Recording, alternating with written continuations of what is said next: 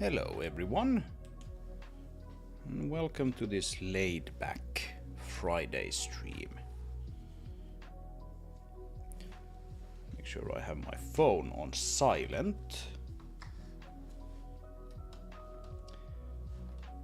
And let's see if I have all of my audio settings once again set up correctly. Looks pretty good on my end, I'd say. But as always, let me know if they are not pleasant to listen to.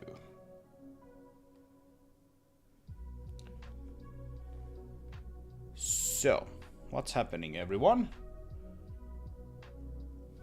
This is gonna be a laid-back 3D modeling stream.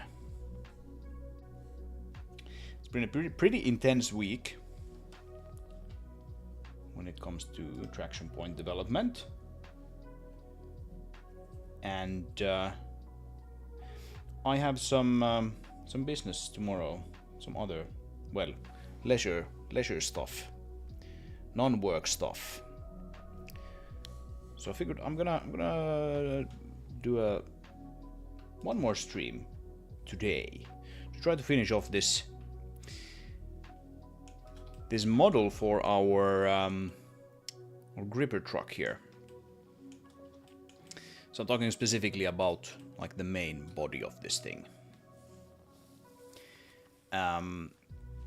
We can see that some of these are clearly not done, like these wheels are basically just like placeholders. Actually, I think I have a better wheel already, don't I? Yeah, I have a slightly better, it's a very slightly better wheel. Which is actually used in the game. Let's launch the game. Make sure we have everything built, as we typically do. I think this one is actually used in the game, and it gets sort of instantiated roughly in these positions. So these are just kind of like here to give me an example or like an idea of what this thing will look like when it's in the game. So these are clearly not going to be finished today. I'm not even going to work on them, and I'm probably not going to work on the suspension either. So this thing that kind of like connects the wheel to the chassis, if you will. You have a little bit of that stuff going on here with this part here, right?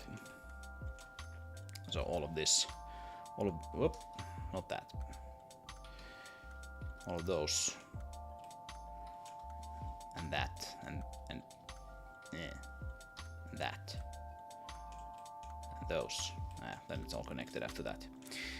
So we have a little bit of suspension going on here, which is actually part of the chassis itself. But then we need like a piece that kind of moves up and down with the wheel. That stuff we're not going to look at today. Yeah, let's make sure we get everything built. Seems to be all right. And so we're going to concentrate on the main body. Let's see, truck bed work is at like a very small level that kind of just displays this guy in all of his beauty. And yeah, we have those slightly more advanced wheels, but like they're still very bare bones. That's work that I'm gonna have to do probably, I don't know, maybe tomorrow even, before that other business. But today we're gonna concentrate on the main body. I'm gonna see if I can actually kind of like finish this thing as far as the modeling goes. A significant part of the upcoming week for me will be finishing this guy when it comes to modeling, texturing, creating the materials, and all of that. So we get this guy properly set up for pre-alpha 2, which will happen in little more than a week. So not like a whole lot of time to actually do things. Luckily, we don't need a whole lot of time because this thing is kind of pretty good already, right? We just need a little bit of more oomph to the whole thing to make it look nice. Of course, we can move the gripper arm itself. Blah blah blah. Lift things with this, all of that. We can move the truck bed. We can open the hatches. We can do all of this, and everything is functional, and it's sort of like it's working well enough, I'd say, that I don't think I'm gonna have to change like a whole lot of stuff with this anymore. I've been sort of working on this car for, I think I worked for about 2 weeks on it initially. Created most of what you see here, at least like when it comes to like meshes and things like that. But I didn't really want to go too far, because I didn't want to make something that like kind of didn't like turn out to play all that well, if that makes sense. I have, however, now tried this thing out pretty well, and I think it plays sort of well enough that we can probably just go ahead and model the rest of the thing. Shape is not going to change like a whole lot anymore, if that makes sense. I'm sure there's going to be some small tweaks here and there, but like most of it is pretty solid. So if we drive to, oh, I'm driving into the wall here. If we're driving to the depot, we can play with one of these guys, just been placed there. Could of course spawn one of them in any place here, but this is convenient because there's like a bunch of cargo and stuff here. Next to this guy. So we have one of them here. And yeah, we don't have any sounds, we don't have any particle effects, I don't think we even have any. Yeah, there are no tire tracks for this truck. So all of that needs to sort of be added, but most of it, or at least like a pretty significantly large part of it, is sort of just like adding the correct component to the vehicle and maybe tweaking some parameters. Hey Lana, welcome to the stream. Actually just got started. That's a funky looking shape to the terrain there. We should probably fix that as well, right? That looks weird. Why is it like that? This is smooth here, but then we get to this point and there's like a very sort of hard, weird looking polygon there. Let's fix that as well. Righty-o. But yes, you can pick things up with this. It handles them pretty well. I'm just stacking things. See if we can tilt them there, so to make them go into the back a little bit. Is it gonna fall out? Yeah, it fell out. Can't be helped. That's kind of like the whole idea of the game, though, is to like mess around with physics and try to be kind of good about, you know, figuring out how physics work, how to optimally load your things and then drive with them. This thing is actually like, it's not like super easy to drive around with when you have a lot of cargo in the back. And that's like a part of the game, is just that. And then taking cargo to places without having it spill out and all of that. Anyway, my point with all of this is that this is already playing pretty nicely. This car, I don't think I'm gonna have to make like a whole lot of changes to this. And so I think we can go back to the main body model there and apply some of those modifiers in Blender that I've sort of left unapplied, because I kind of figured I'm gonna probably have to change some of these things later. That's why, for example, we have the mirror modifier there. And that of course means that we don't have any asymmetric detail at all from this guy, which is kind of annoying, and like I tend to want to add some asymmetric detail to all of my vehicles. Makes it look more cool if it's not like completely symmetrical. Yeah, things like this. It's it's kind of tricky. Actually. I'm gonna try like just actually finishing. I think I'm always flipping over it in this curve. You know, some of those things might actually be considered sort of like an issue with the gameplay.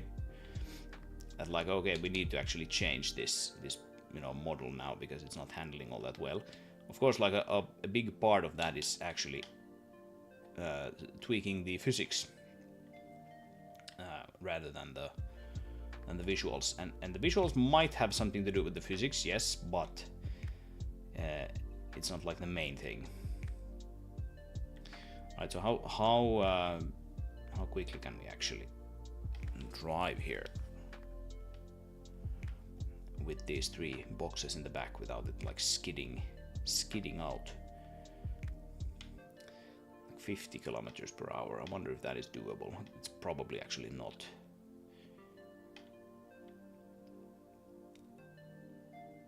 And this is of course sort of like a crappy dirt road. Let's see, can I drive this 50 kilometers per hour without just flipping over? Yeah, look at that. Flips over once again. Now I'm even technically stuck. Luckily we have the unstuckifier, which kind of gets us unstuck here pretty easily.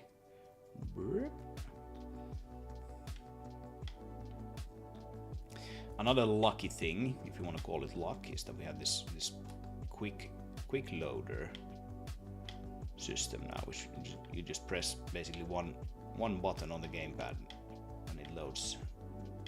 It tries to find an object in the gripper claw there, and then when it finds one, it loads it into the back.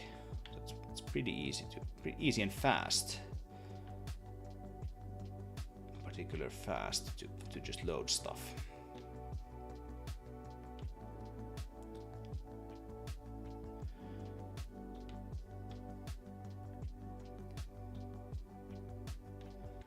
Oh, this is gonna end badly because that thing is already sort of almost falling out.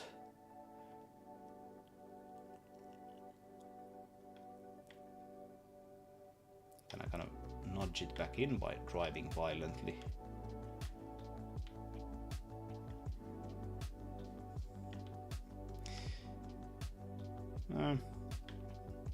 Not really.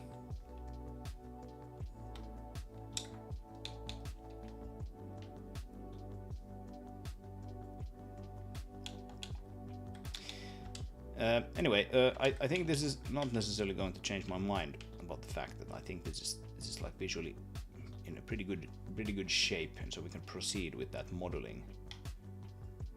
Bonk.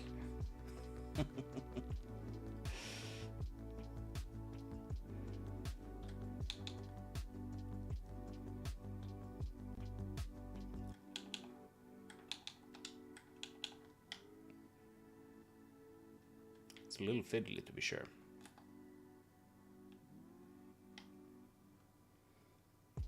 Okay, dump it in the back. And I'm gonna drive at like, I don't know, 30. 30 should be easily doable.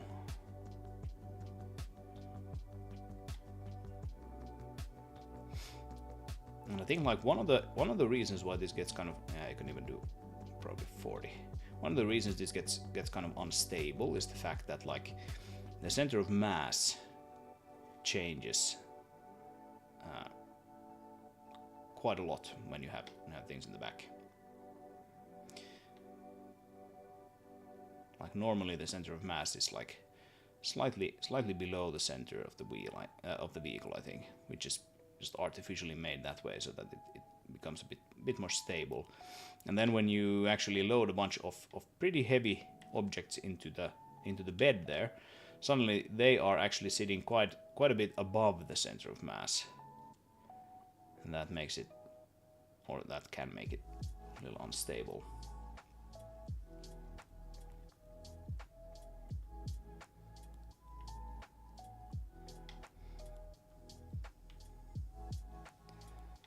So that means that you have to be a little careful when you're taking your sort of corners with this when it has cargo in the back.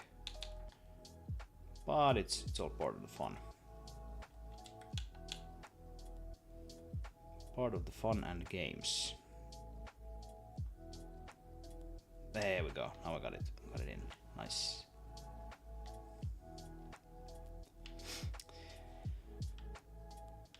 So, yeah, add some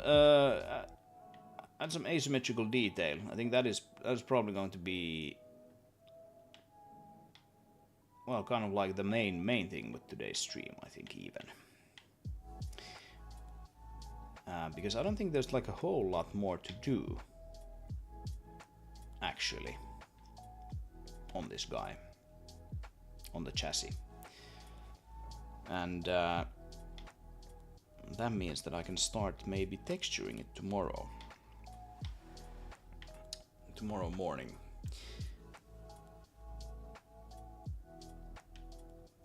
And yeah, we have quite a lot of stuff to texture with this guy, because it has all of these individual pieces that can sort of move, like the bed and the gripper arm and everything. In a way, it's much more detailed than the other vehicles, because it has these like articulated parts.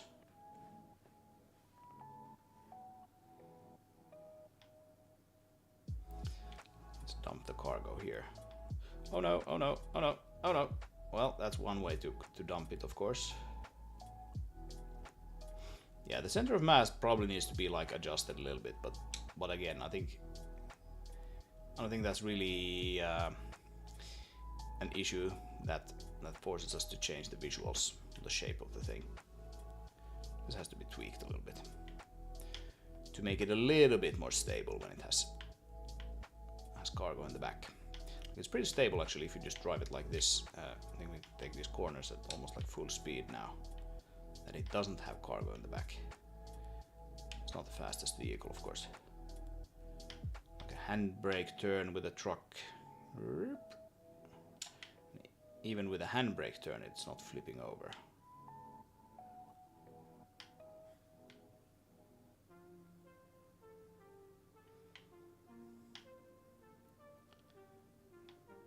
So yeah, this is pretty.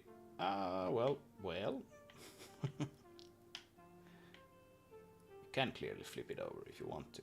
Not with a handbrake turn though. Sort of driving on one side a little bit.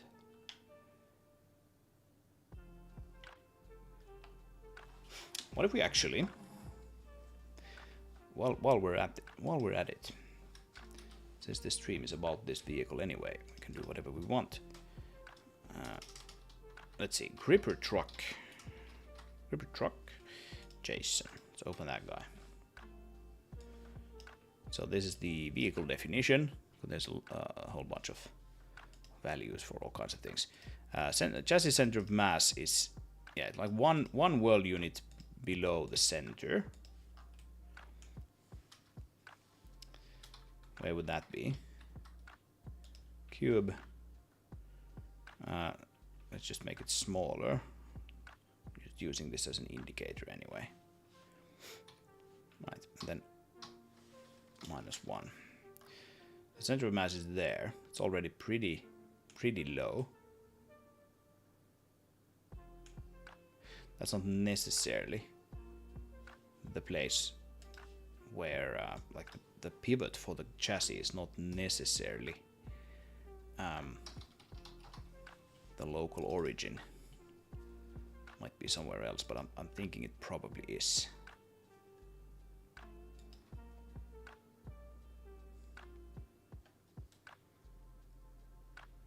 Yeah, the pivot would be over there. Yeah, that looks like it is. We can verify it here if we find the correct mesh. Chassis mesh is sitting at 000. Yeah, okay. All right. So it's already pretty far down. We can make it. We can try what happens if we make it even more far down. This is actually auto updates, hot updates. And we shouldn't make it too far down, or it's gonna just start behaving very wonkily. But what if we now debug spawn some of these guys into the thing? Create 3. What the hell? Let's do another one. Is it actually more stable now?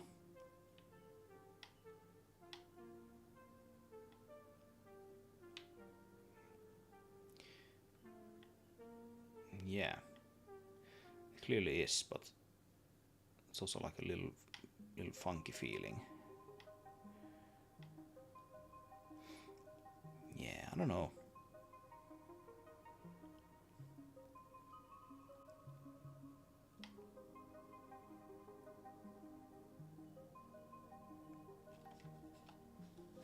Like if we actually make that just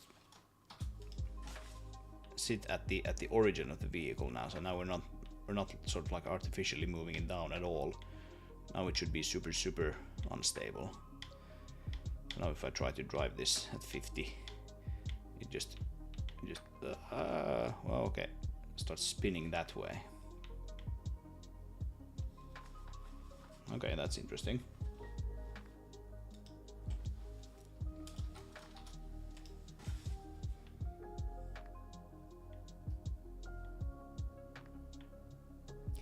It is, of course, you know, possible that like I've had it too far down as well. Somehow.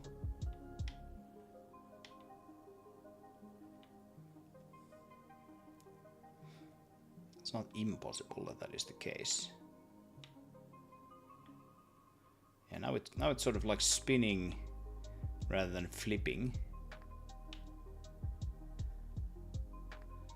I kind of prefer that, to be honest.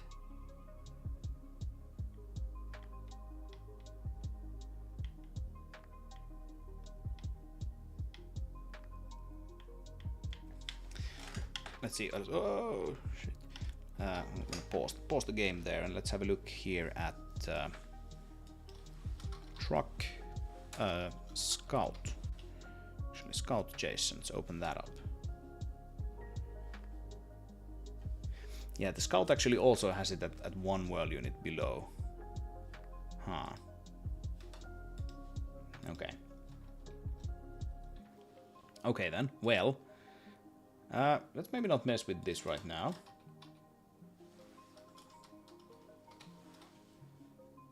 Too much, at least.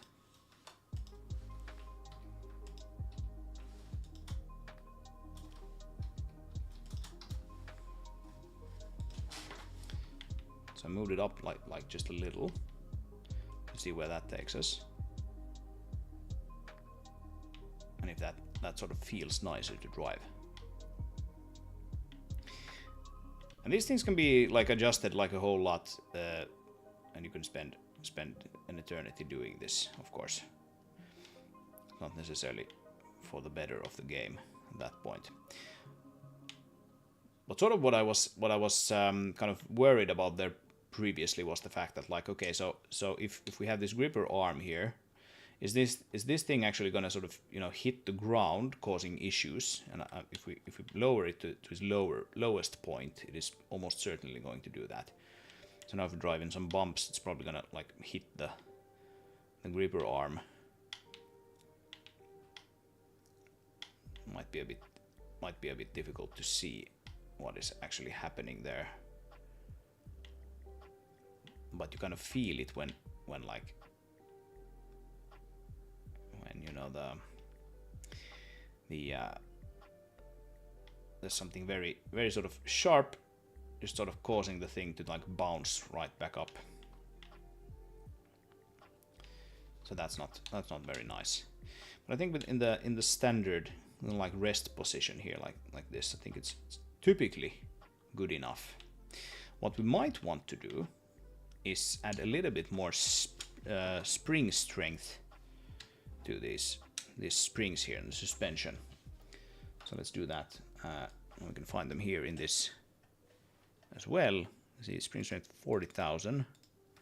I don't remember the unit for these springs, but 40,000 somethings. We have like a wheel base here, and then we can actually override certain things for the wheels. Let's make that 50,000 and see what happens. Because I think it could benefit from having a little more strength. Or maybe it is actually the dampening that we want. Maybe we want the dampening to be a bit a bit stronger. Damper rate. Set it to 4,500. When you're making a vehicle game, physics-based vehicle game, like these things just have to be tested.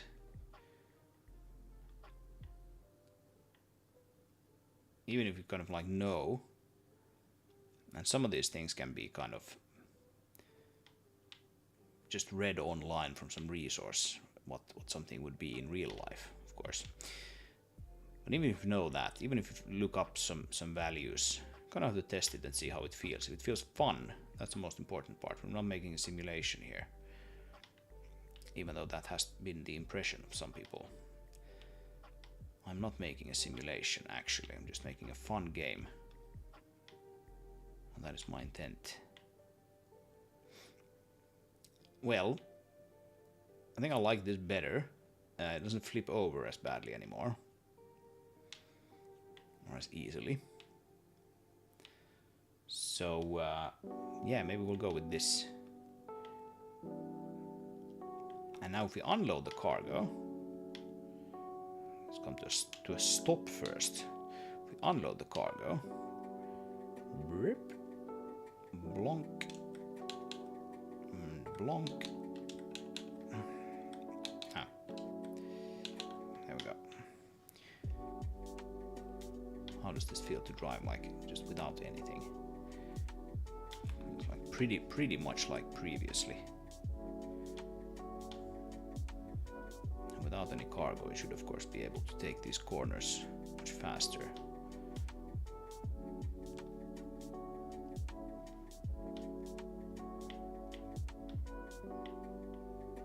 Yep.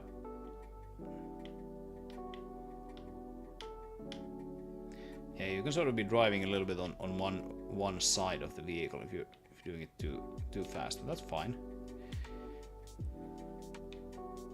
I'm not against that necessarily. Again, not making a simulation here. Let's try to pick up some of these. I promise we'll get to the modeling bit in a second. If you watched my title there and you wanted to see some modeling, we're going to do that in just a second. While we're at this, I'm gonna mess with this a little bit. See if can we pull that out.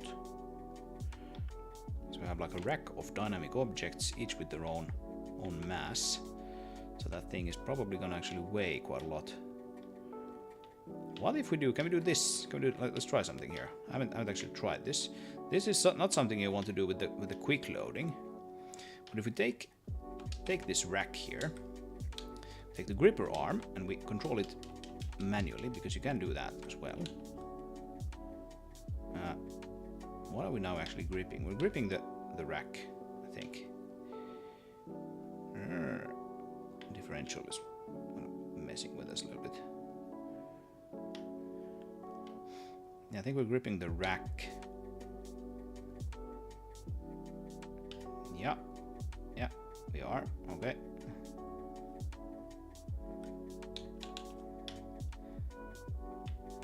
Try to pull that out. Now, if we wanna collect those boxes and you have trouble reaching them, you can of course just do this and go like, I'm gonna just absolutely. Oh, you can see they weigh so much. Just try to wiggle them out of the whole thing. And our car is upside down. That didn't work out quite as well as I was hoping it would. Oh, there we go. There we go. Come on. I want your cargo. Give it to me. Yeah.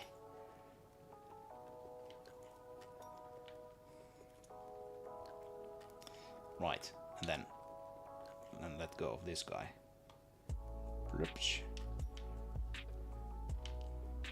Alright, well that kind of worked out. Kind of.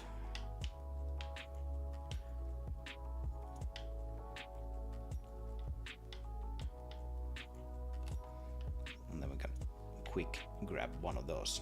I basically wanna try what happens now if I have a few of those instead of the big ones. Let's do that as a last test, and then we'll proceed into Blender with our newfound confidence that this is gonna work out.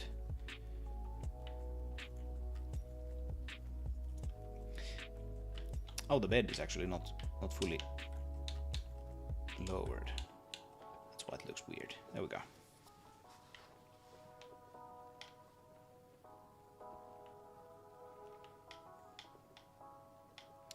So 55.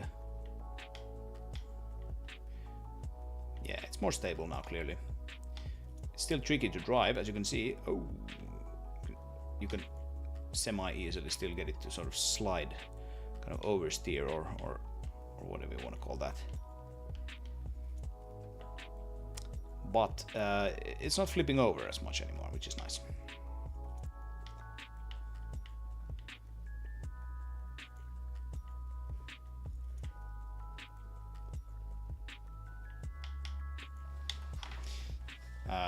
Good. That looks good. I'm gonna add a comment to my JSON here.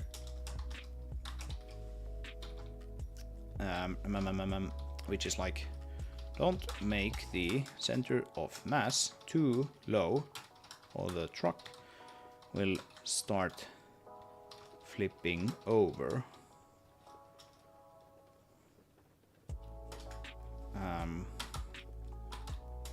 With lots of cargo in on the bed, something like that. It's a little unintuitive in a way. You would think that like the lower you made the center of mass, the less it would flip over, but for some reason that doesn't seem to be the case. So let's not stress out about it and just deal with it.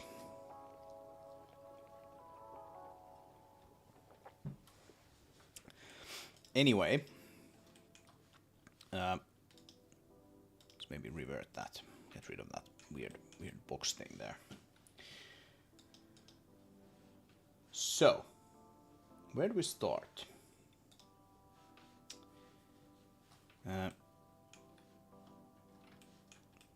So if we take a look at this, just basically isolate this one guy. We have this thing and it's mirrored. So maybe we quite simply just start by applying that mirror modifier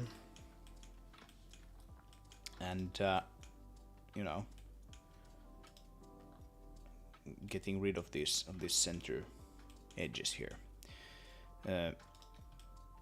I haven't been using Blender in just like a whole while. So we'll see how well I remember how to do anything. Well, basically what we want to add to this guy now is some asymmetrical detail to the basically the sort of cabin, or whatever you want to call that. Oh, that's a separate object. That's why it doesn't connect. That makes sense. Okay. Okay then.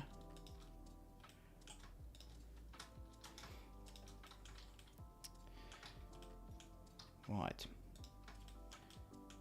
So I don't really need this center seam here, so I'm gonna try to get rid of it completely.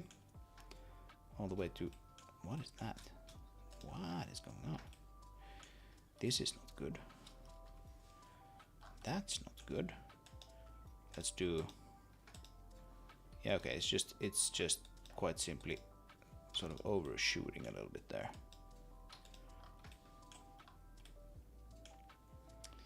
Okay then. What do we do about this now? I don't know. Let's get rid of that. Join those two together. Maybe that'll work out.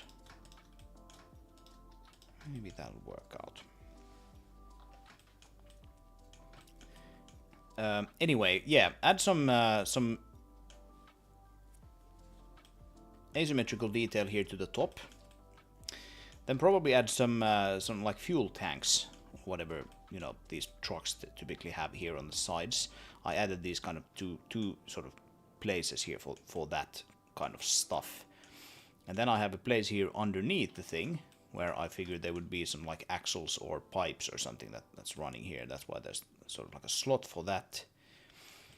Now if you're like really eagle-eyed, you might notice that this thing actually doesn't have any doors or hatches, at least nothing like super obvious. And I remember actually a few months ago when I did this originally, I was trying to find like a good place for a door, and I couldn't really figure anything out. So in the end I was like, nah, this game is like a sci-fi, has a sci-fi setting, so maybe they just like enter through the roof or whatever. So I'm gonna add some hatches there, whether or not that is the, you know, the canon for how they do it.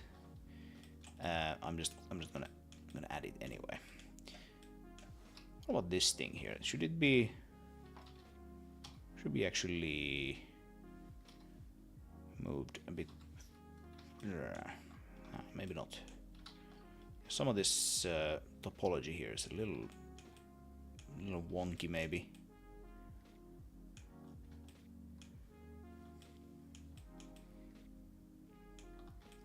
It's not like super high detail, but it's a little annoyingly high detail in a few places, I'd say. Where's the thing that I'm looking for? It is right here, isn't it? Sharp. Yeah, I want to get rid of the sharp highlights there. Yeah, I think I've simplified this like quite a lot. Again, not necessarily enough, but quite a lot. Here's something that's a little weird. What if we, and this is of course something that I should have done, you know, before I actually applied that mirror modifier. I didn't quite see it, so let's try to do something about this. This looks just like looks a little strange. Try something like that, and then same thing here. Just join those two together, get rid of that, and then maybe we can join that to like that one or something. Just help Blender out a little bit with this, how to triangulate this. Blender or maybe ASIMP. Just going to do the actual triangulation. Something like that, right?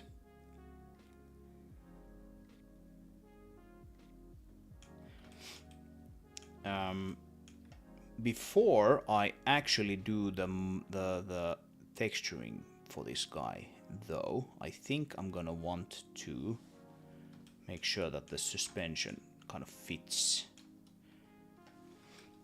Right, so if we have the wheels here, like one of these guys, like this one for example, it can move up and down, like that, and along with that movement, it would have sort of like a one arm up here and another arm up down there, and then to those, it would have some sort of suspension, sort of spring coming down from there. I think I kind of just looked at this by eye and went like, yeah, that's probably good. That's what this piece here is. We have similar ones here in the back as well for that. But I haven't actually tried putting anything there, so I'm not 100% sure it's going to work out correctly. So before I do any sort of modeling, I'm probably going to want to have that sort of tested out, especially with these front wheels that actually are you know, turning left and right in addition to rotating. Quite often when you do suspension, you know, fitting or whatever you want to call it, you kind of figure that, oh, okay, actually when we turn the wheel, it kind of like intersects the geometry and it just looks horrible or whatever. whatever is going on. Here's a little bit of wonky funky stuff as well. Let's make those actually straight. Not sure what that's about. And then maybe we can actually even dissolve that and that. So no, let's not do that. Let's or well, yeah, I guess in a sense we will, but more than anything we want to actually add one here so that we can get rid of that and that. Whoops.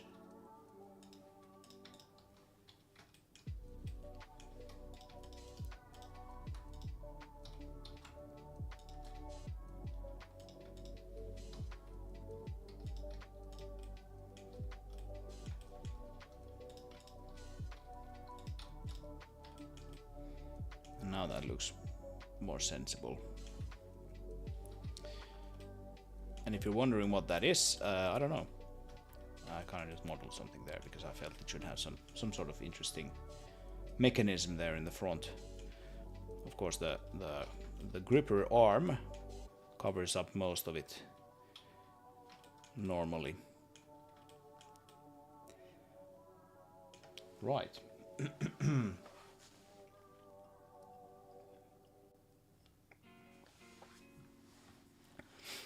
Got a bit of water. So how big is a person next to this guy? Scale mannequin.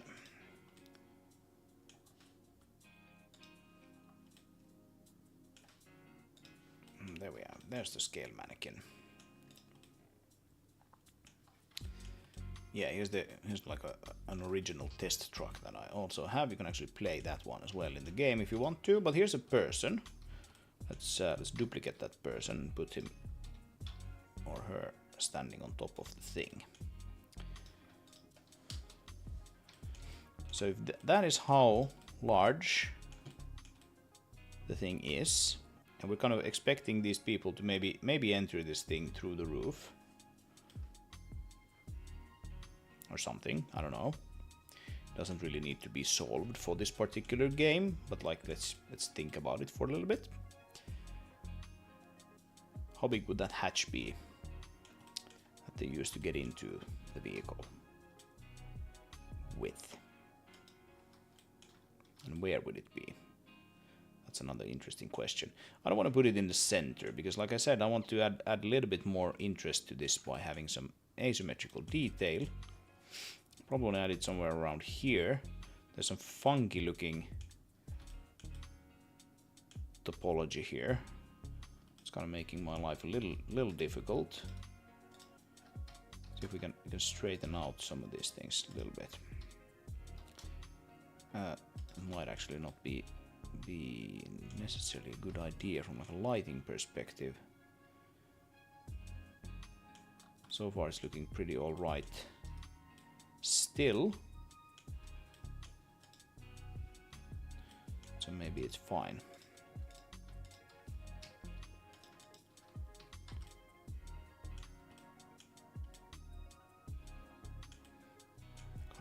How is this actually flowing here from the side?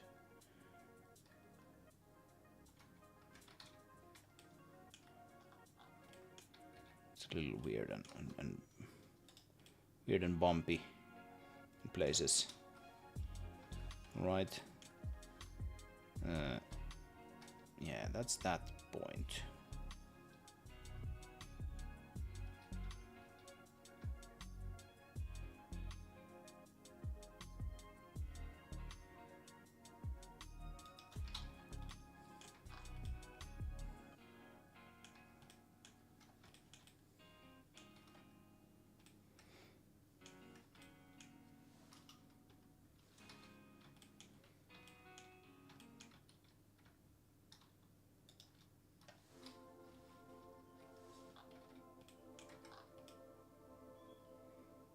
I'm just moving the camera like this to see like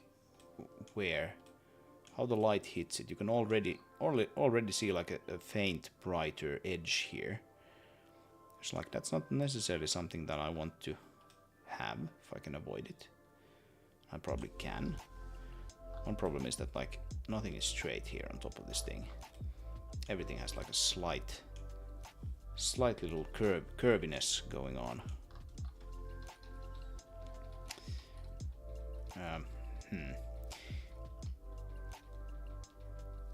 What if we do something a little different instead?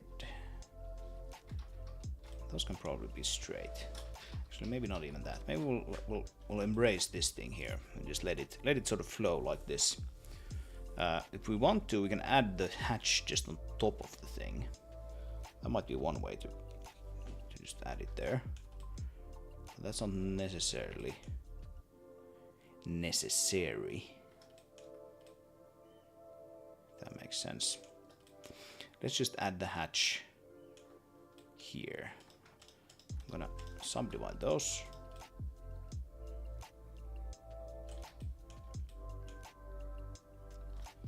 Maybe those as well.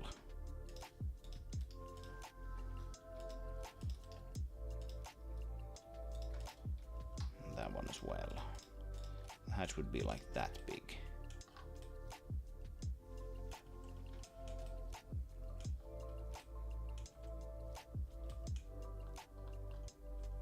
I think the like important part here is to like make sure you don't hit the sort of obvious points on this. So one obvious point here would be the very center of this thing. Let's try to not hit that actually when we're modeling this thing.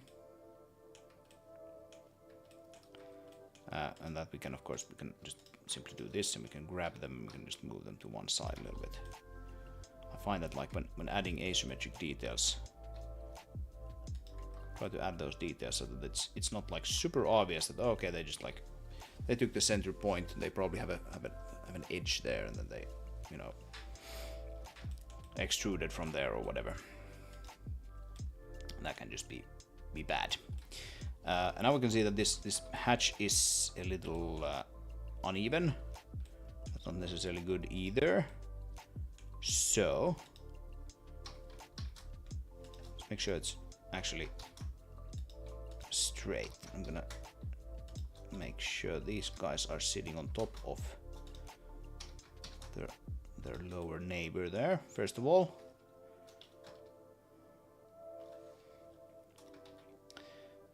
And then we can do this in many different ways, but I think the easiest one is probably just to select all of the top faces. We select one, which we want to be, you know, the position that we're going for, and then we do active element, yes, right, and then we scale Z 0. Now they should all be at the same height, which in turn means that this is not completely flat, even though the roof it is sitting on is not necessarily flat.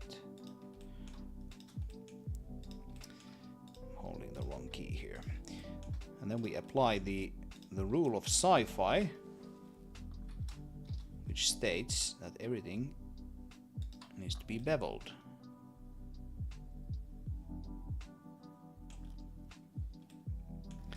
I don't know if it's a rule of sci-fi, but it's something that I've embraced when making this game. And then we get these funky looking things here. How do we route this topography here now? Like this guy can probably just be moved there. This guy can probably just be moved there. And this is the issue when you're like actually not just applying something on top of it. But in this case, I didn't feel like doing that. So here, I think that one can probably just be merged with that one.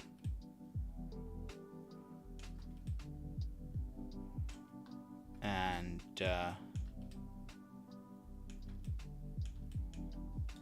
what do we do about this?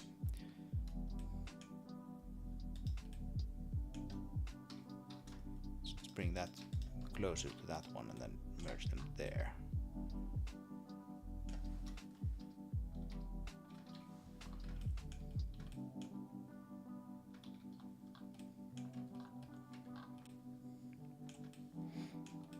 All right, something like that. And I think maybe we'll want to make this a little more interesting somehow. How do we do that? How do we make it more interesting? Well, one way we can do that is by maybe subdividing that.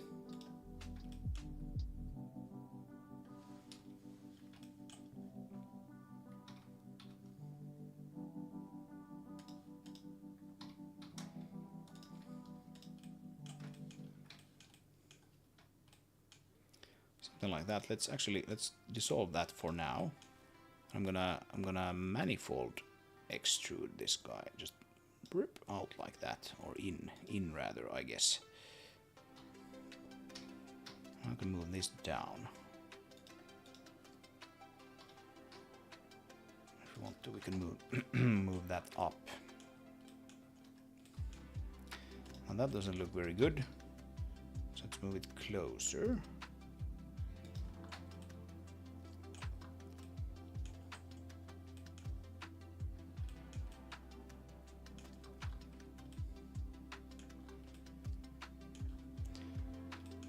That might be something, I don't know. What if we scale this on the X and we bring it in? Almost like as if this was sort of like some kind of handle or something for opening this thing. Isn't that technically a chamfer? I guess it might be, yeah. Yeah. And hey Jake, welcome to the stream. Glad to have you. I'm not really necessarily trying to make this look very realistic. I'm just trying to add a little bit more sort of detail and break up the monotony of the hatch there, while simultaneously I don't want to create necessarily too small surfaces. This is a very small surface there. We can maybe do something about that. That won't work. Okay. What if we go all the way around? Not that. And then we do an inset. Do we actually probably need to select the faces to do an inset, right? Yeah, there we go. That's what I wanted. And then we probably actually only want a few of these guys.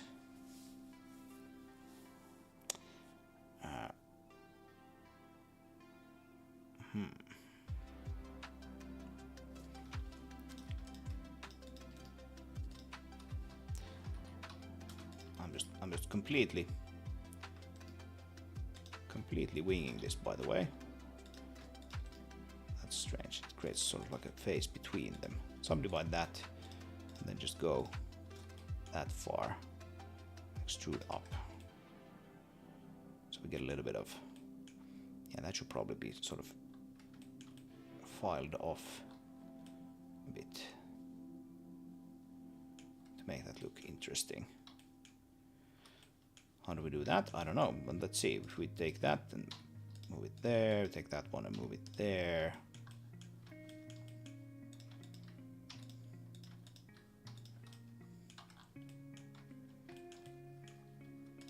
Maybe something like that. And then let's do... maybe I can actually just scale it. What? Oh, right, it needs to be the median point, right? Scale X. Yes, all right. Doing this completely by eye. That's probably fine, and we don't need this at all. So just move that there. Move that there.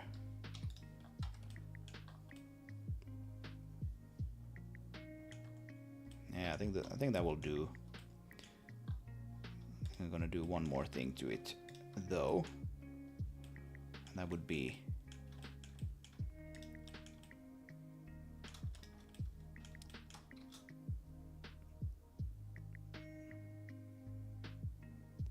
like how would that work? Oh, that's actually, what have we done here? Yeah, that's just one. Why does it actually not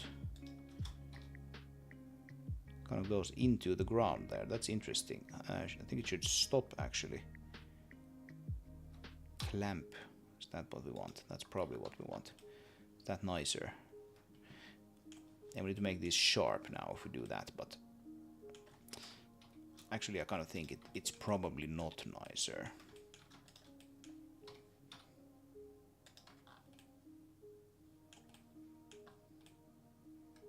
That could be kind of interesting though.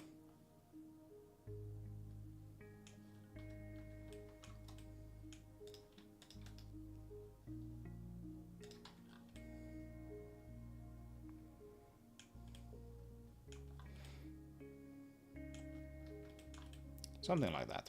Maybe. Maybe. Dissolve all of those. Sometimes you just do this for a bit and then you realize that, like, okay, I kind of remember what my original thought was. I'm not sure if I've actually really gotten any closer to that or not. That's kind of what's happening right now. But I think the size of this is pretty good.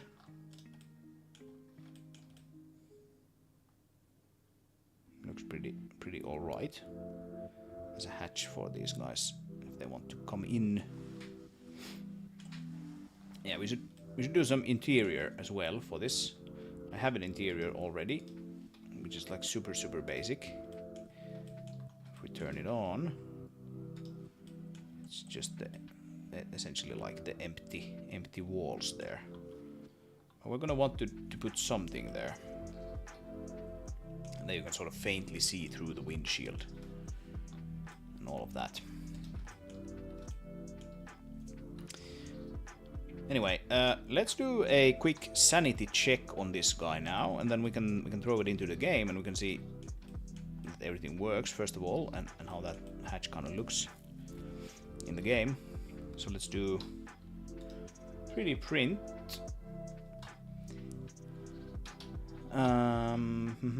Check all. Non-manifold edges. We have a few of them.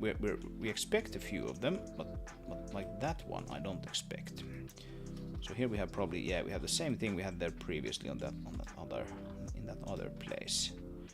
So we need to basically merge those two at the center, and now we can get rid of that completely. There we go. Check all.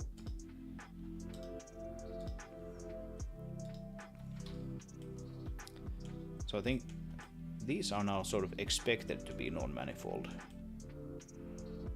And non-manifold essentially just means that we have like a hole in the mesh over there. What is that? What is that? Yeah, that's not expected. Oh, right, okay, so we have something funky.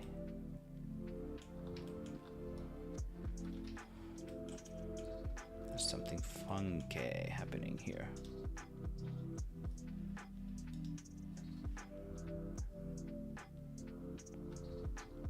Okay. Huh.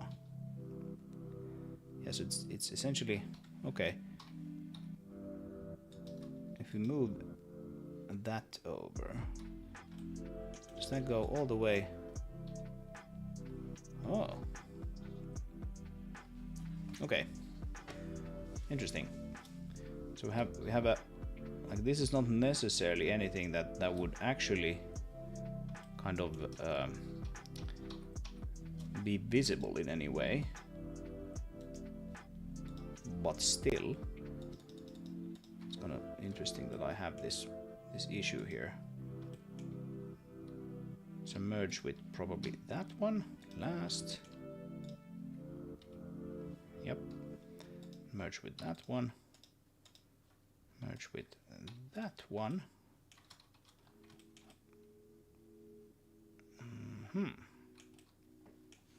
What is going on?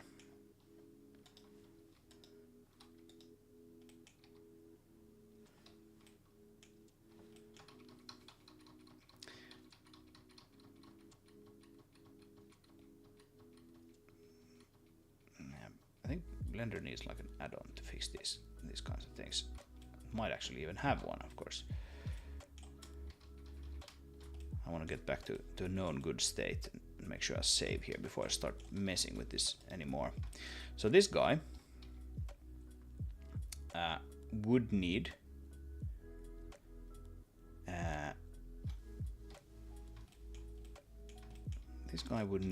a whole bunch of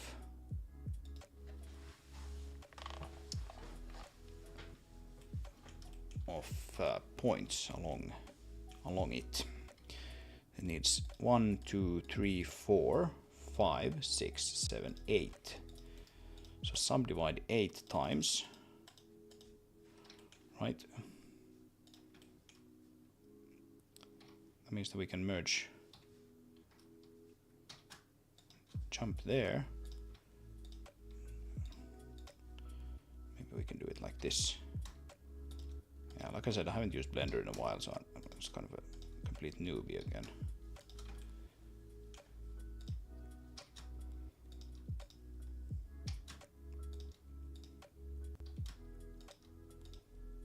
That's what happens when you spend enough time coding, and then you want to go back and fix something, and you're just completely clueless. Something funky with the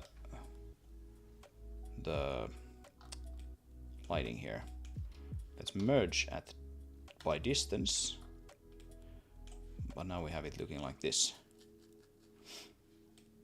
So that's not good. Meanwhile, the other side is looking fine. Huh.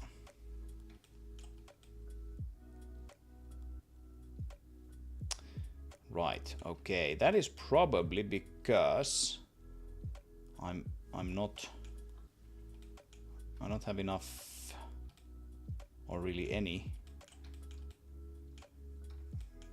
points there on the other side of this face, like this guy. And also I've sort of broken that a little bit. So I can fix that. It's still gonna look like ass here.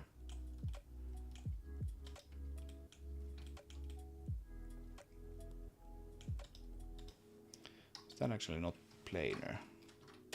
Yeah, it is planar, but it's still like you can see how it is actually triangulating this all to the same corner there. So that's not good.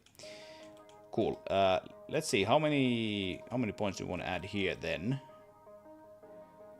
to try to fix this mess. I don't want to add, unnecessarily many.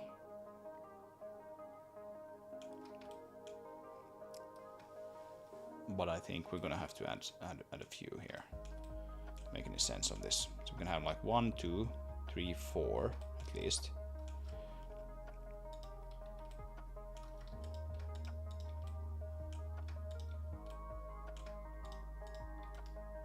Subdivide 4. Yep, and now we can already see that, like, okay, things are looking, well, different at least. If not good, at least different.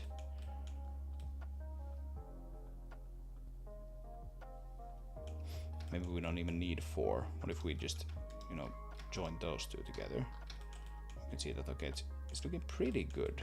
Not quite there yet. I think the reason it is not is because we actually need to make that sharp.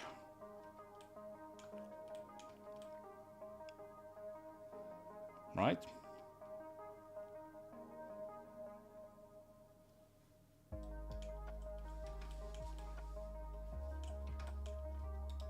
And that one as well should also be sharp.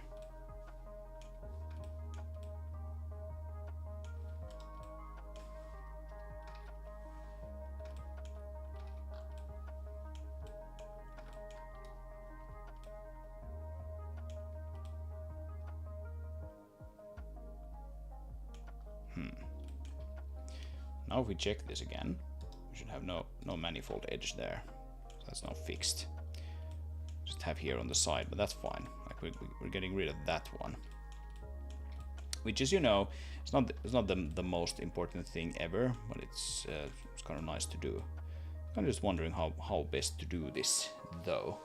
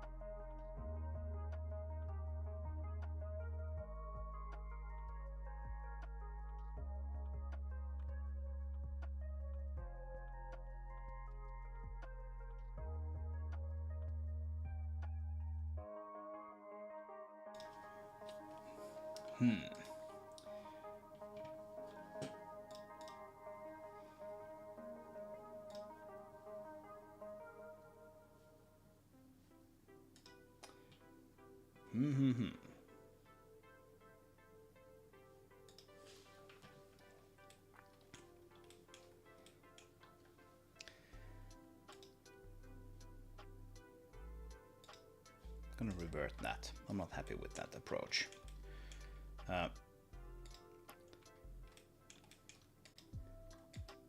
So this guy, we can take this thing and we can start sort of iteratively fixing this thing. Not by distance, no, but actually not even probably. Let's do subdivide 2. We can merge those two by last and by last. And this looks alright, except we already have some triangulation wonkiness going on. But that's you know, that's a start. Then we do the same here.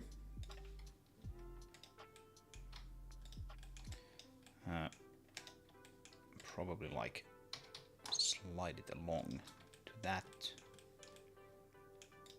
and then slide that along to that. Okay.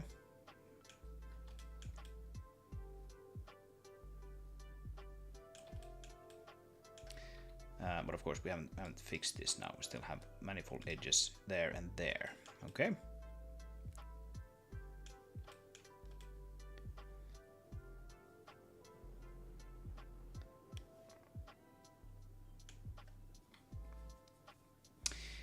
Hey Matt, welcome back. The modeling goes pretty well. I don't actually have that much more to do here. I want to put some gas tanks probably there on the side, and then some pipes and stuff here below. And I think we're pretty much done. I just found out that I have a non-manifold case here, which I want to fix before going any further. And I'm kind of not liking how this is coming together. Another annoying part is the fact that I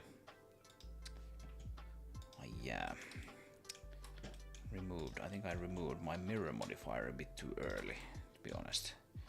Because now I have to fix them like this on both sides, but that can't be helped. Sometimes that can't be helped. All right, so now we have this guy and we have that guy. And we have 1, 2, 3.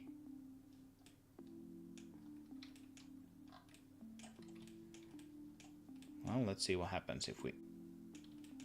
Oh, did I not actually... Yeah, I didn't join those two.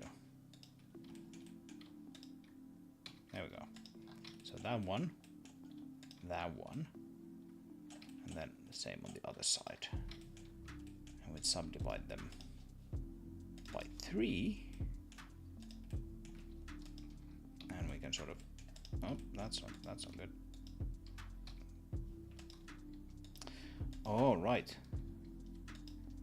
Yeah, it's because, you know, this also needs to be subdivided by 3. Isn't it?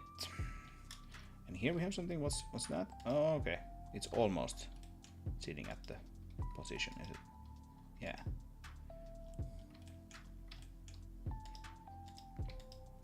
Yeah, I fully admit this turned into a little bit of a hassle.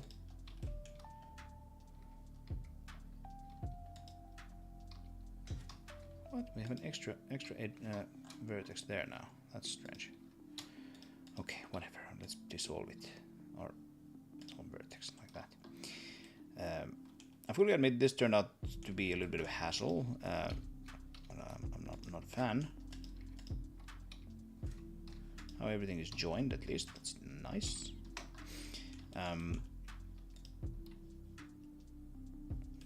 This would be easier if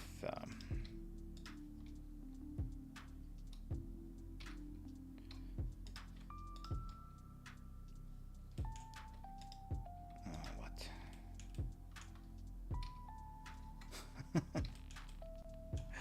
What is going on? Oh my god. Do I have some extra edges there as well? Oh Jesus. I hate this. I'm probably just doing something wrong. I have Friday brain. I have Friday brain today. Yeah, there's nothing there. It's just completely just a normal edge there. That's fine. Okay. Yeah, Friday brain doesn't like doing this sort of thing. So okay, I'm thinking I'll duplicate this guy, move it to the side, fix it here once, and then bring it over and plonk it onto both sides there. How about that? So we can do it just once and do it properly. So non-manifold edge. That's a non-manifold edge, and the rest of this is actually expected to be non-manifold edges because it is like the what do we call that? The border of that. So I'm going to approach this differently now. Probably even that. And we'll subdivide this a few times. Not too many. Probably don't need very many.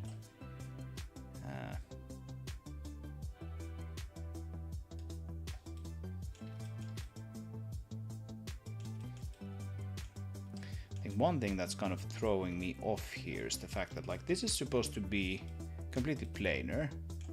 Because it looks like it is completely planar, and if we make it planar, nothing changes. Still, we're having some interesting sort of almost like artifacts with the lighting going on.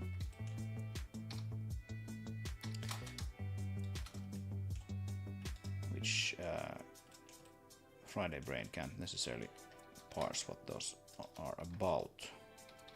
Now I'm gonna put in some of these sort of support, a little bit of support geometry here to make this easier for us. And join that probably, and that one we can just completely get rid of. Bye bye. Join those, and join those, and maybe move that over, move that over. I don't know how good this topography is. Topology, whatever, but I think it'll probably do.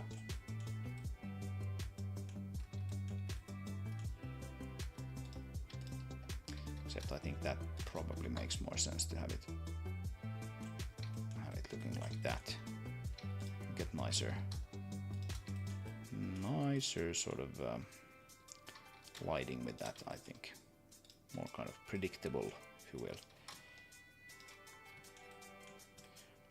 Okay, so now what we can do here is just not that, but completely get rid of this face, right?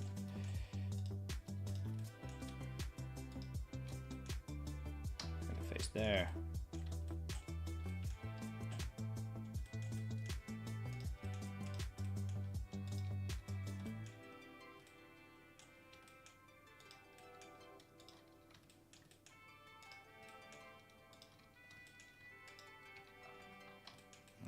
now we don't have any lighting wonkiness.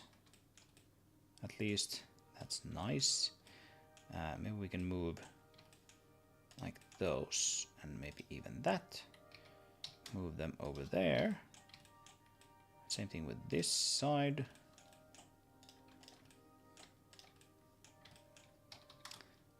Move it over there, right?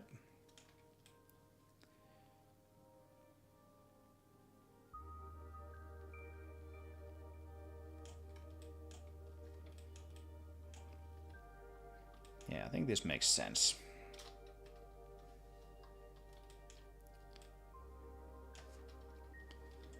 That's the one. So, if we want to make this a little less sort of jarring, we can maybe just make those a bit more straight. Let's maybe be a bit more symmetrical about it.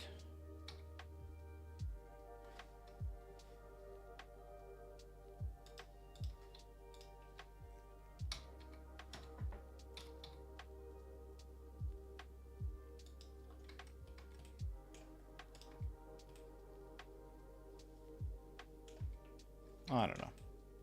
Something like that.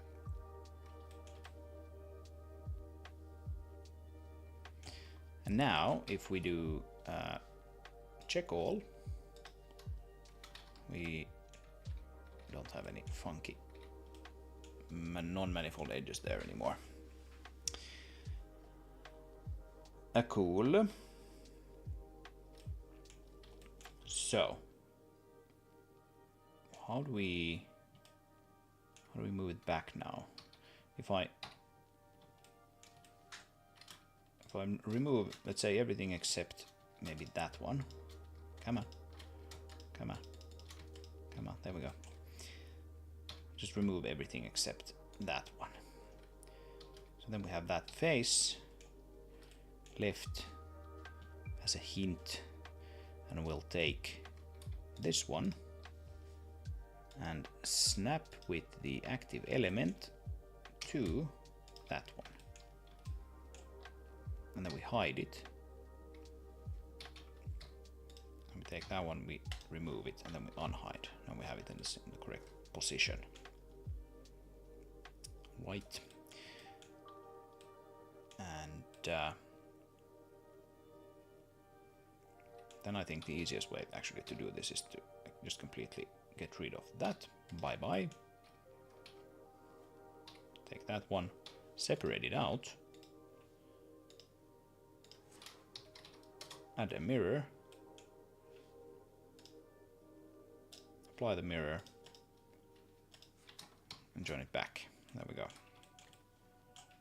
And we have the two there. Looking good.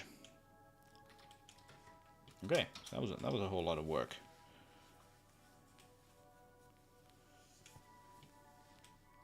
For almost no benefit. Except peace of mind that we don't have any funky non-manifold edges. That we don't intend on having. Okay, let's save this. And let's export it as a basis mesh FBX into truck main. Actually, let's do one thing. Let's do a smart UV project before we do that.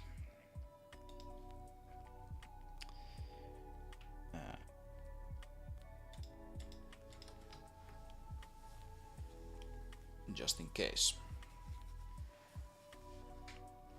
And then we go to truck bed work, should probably be fine. And there we go. We have our hatch on the roof. Hatch is looking good.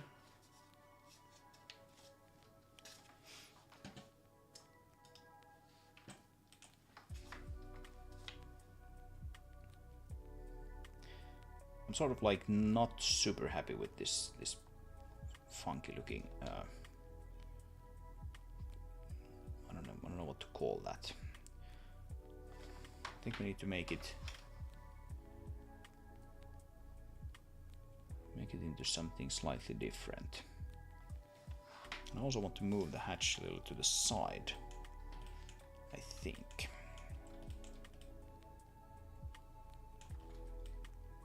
Maybe not. Maybe that's completely fine. Maybe the placement is fine, but this one is. I'm not feeling it.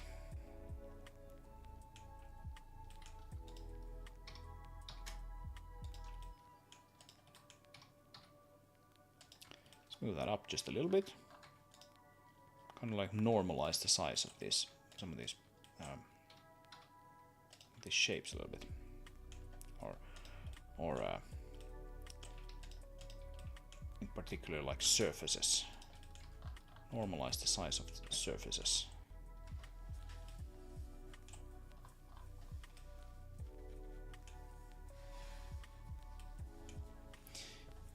Yeah, I'm not feeling it with this thing. This thing needs to go. What do we put there instead? I don't know yet.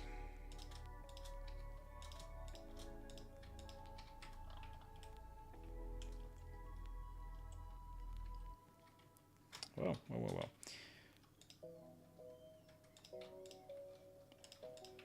Let's get rid of those as well. That can be merged there. Come on, fast.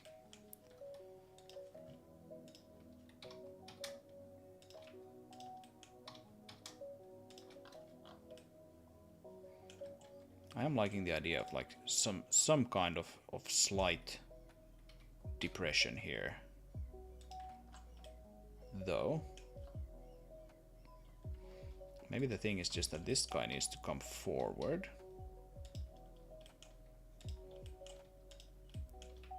And then we need to actually bevel the ever-living hell out of that.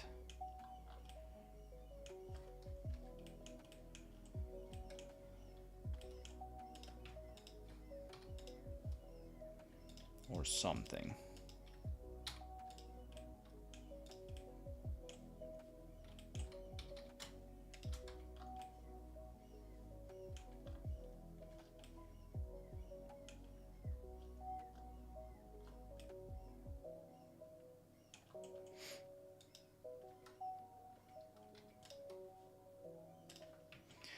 Might seem like a like a trivial thing to like, why do I care so much about how that looks like? Problem is that I don't exactly know. I kind of just have a feeling that I want something there. I don't necessarily exactly know what I want here. You know, it's the creative dilemma. I might do go right. The problem that I have with this is like, okay, we have two very thin surfaces here. And they are so thin that they are almost thinner than anything else on the whole vehicle. And that is not necessarily a good thing.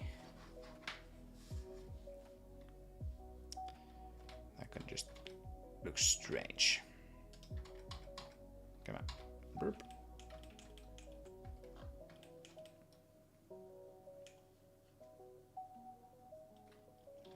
So while it is in a sense like a very trivial thing, not really worth a whole lot of thought necessarily,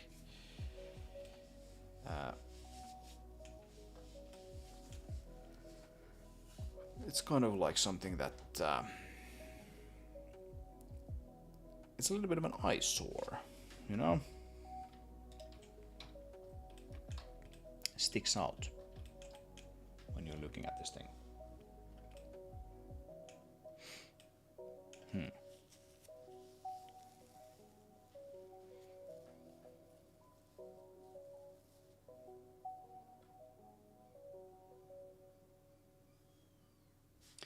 Another thing that we could do maybe to this is almost like the same that we did to those boxes previously when we modeled them. So if we have is it like dynamic props maybe? I think so. Yep. This sort of like closing mechanism. I don't know what to call these sort of like things that kind of snap on and like hold the lid in place, right? Something like that. That might be kind of interesting here as well. I guess technically these kinds of hatches tend to have things like that. So that might be interesting to have. And how would we do that then? If we went that route.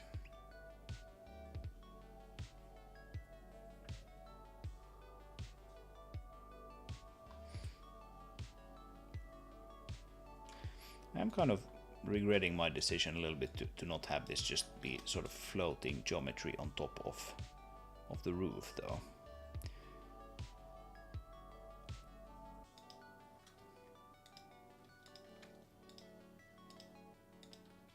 Because if we did that, then we could technically just move it anywhere, right?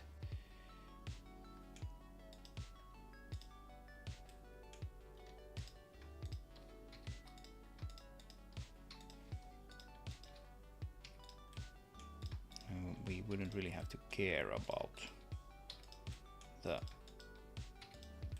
underlying shape a whole lot.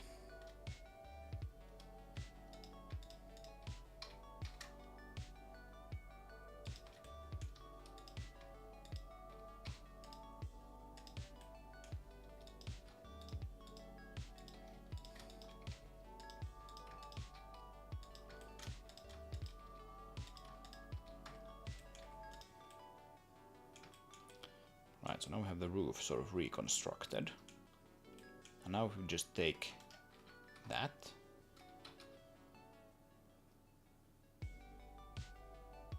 and we had a cube there. Let's bring back our friendly neighborhood scale mannequin.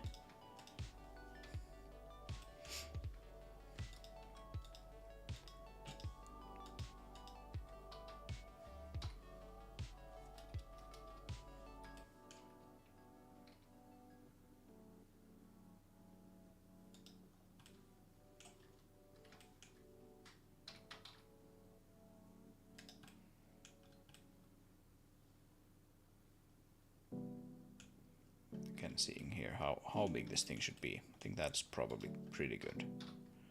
Let's bring it down, remove the bottom, and bring this up as close as we sort of dare to bring it, so that it's not poking through the roof of the internal of the interior. Of course verify if that is the case, but it doesn't seem to be. Yeah, there's actually quite a lot of space there, so let's bring it down a little bit if we want to modify the roof shape. Something like that maybe, that's fine. Okay, so now we have a lot more freedom here in actually modifying this thing.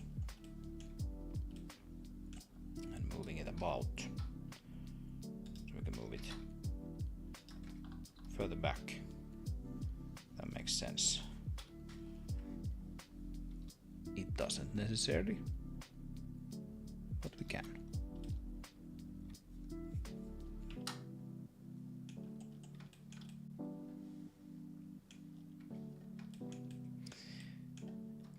And now, let's try to add those, what do we call those, braces? Or whatever.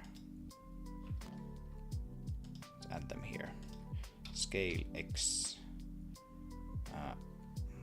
Probably like something like that.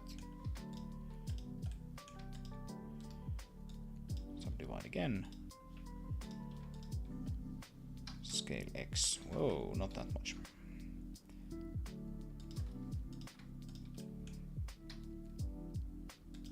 So we'll extrude that, and then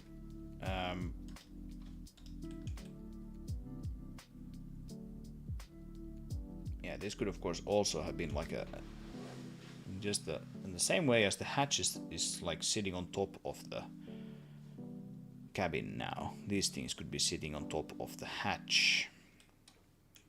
That might make sense, but I'm not really feeling that either. I don't really want to make that be the case, so let's instead how am I going to do this?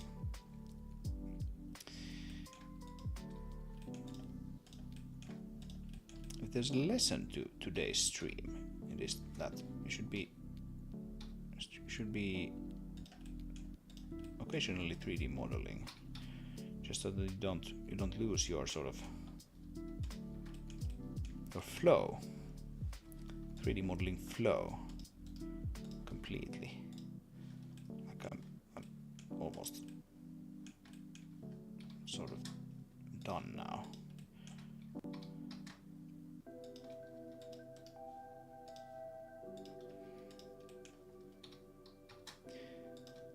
And God knows that I have enough of things to model. It's not like I'm sort of run out of things to model, and that's why I haven't done that.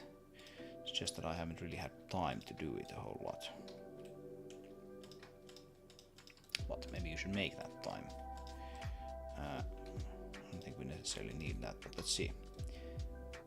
Something like that, and then we can extrude these a little more, and then we can move these forward, and we can move these backward. Yeah, now we're sort of talking the scale that I'm kind of going for here. Like these things sort of look like they belong on the same object much better than the previous thing did. They look maybe a little brutal though. I mean, it's a brutal piece of machinery, this thing, but still, like, they look a little sort of, I don't know, like something that you wouldn't have on a vehicle necessarily.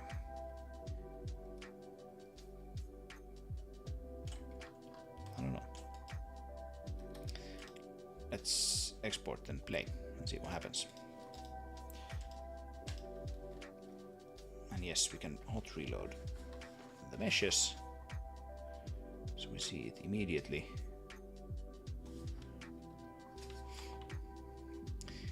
Yeah, that kind of looks like something that would belong like on a tank or something.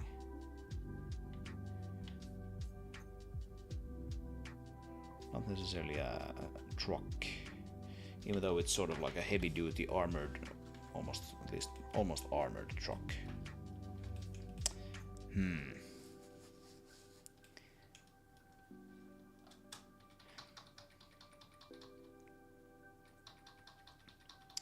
You know what? Let's chill it with the hatch for a bit. Maybe we'll come back to the hatch a bit later. Well, then we'll do something like this. One more idea here that we can try.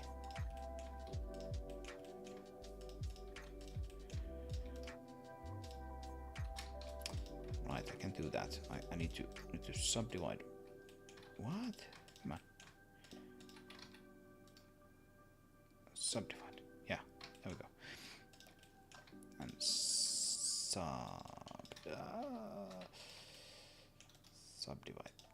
There we go. Bring those up.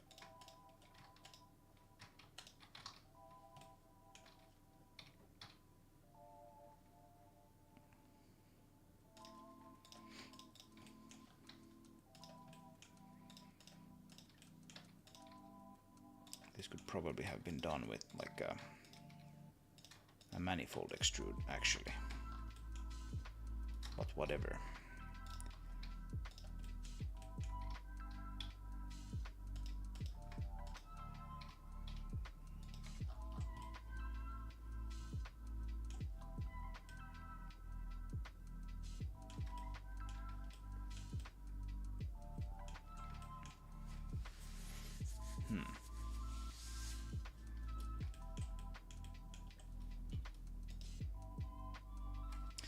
Yeah, I think I'm gonna say the same thing I just did. Let's chill it with the hatch for a bit. I'm not really feeling it with this thing. We can leave maybe these helper vertices here for the time being, at least.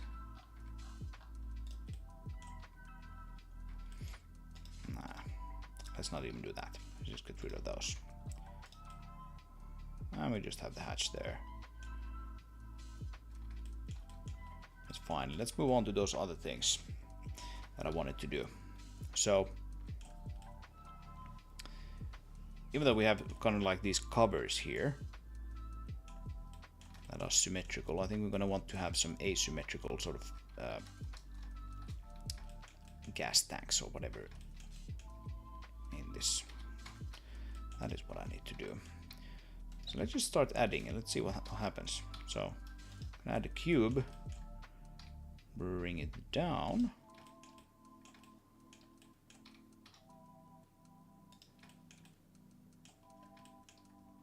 And it will probably have to be actually kind of like integrated into this piece here. So it kind of like intersects with it or protrudes from it or whatever. I'm not gonna really be worried about that necessarily.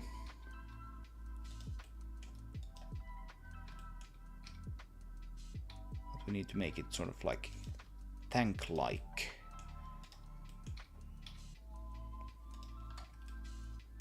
And how do we make it tank-like? I don't know exactly.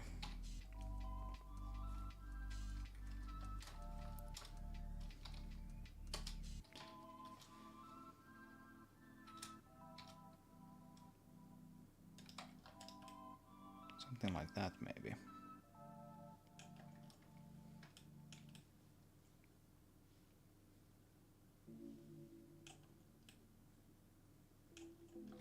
We can also have maybe a couple of them.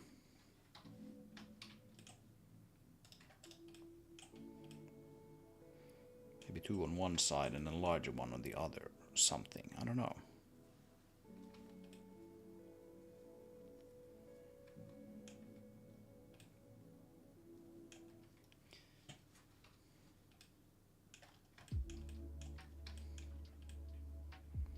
Yeah, we can make them larger than this though. Hide that one. Move this guy over to the side a little bit. We have quite a bit of clearance here. And these things don't necessarily need any kind of collision necessarily. Physics collision. And that's what I want. Bring them down a little bit more.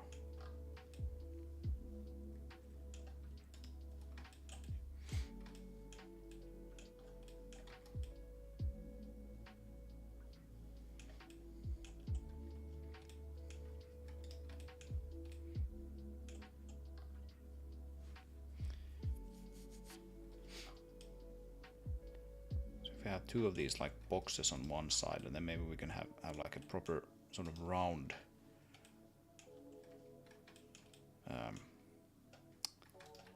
tank-like thing here on the other, right? So we do a cylinder, and we wrap this around,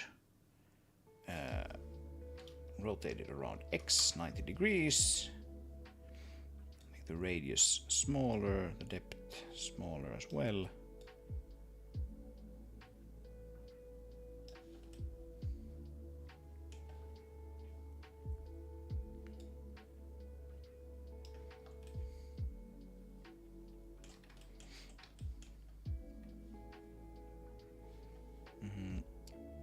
Position Y, bring it forward. I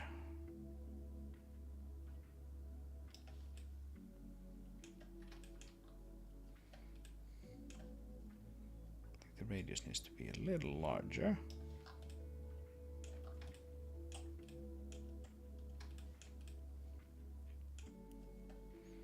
And then we're gonna have to sci-fi it up a little bit somehow.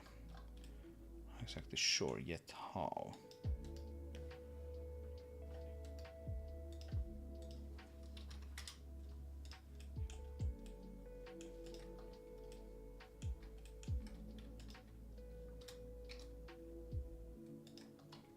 Beveling is always a good start.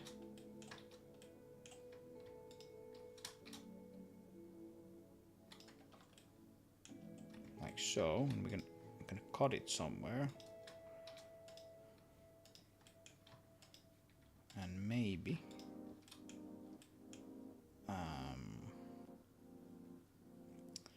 Let's think about this for a bit. Do a few loop cuts there.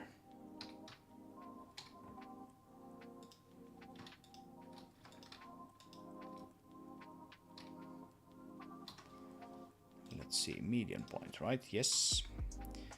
And we scale not Y. Just scale it in a little bit. It looks strange, but let's see what happens if we mark those as sharp.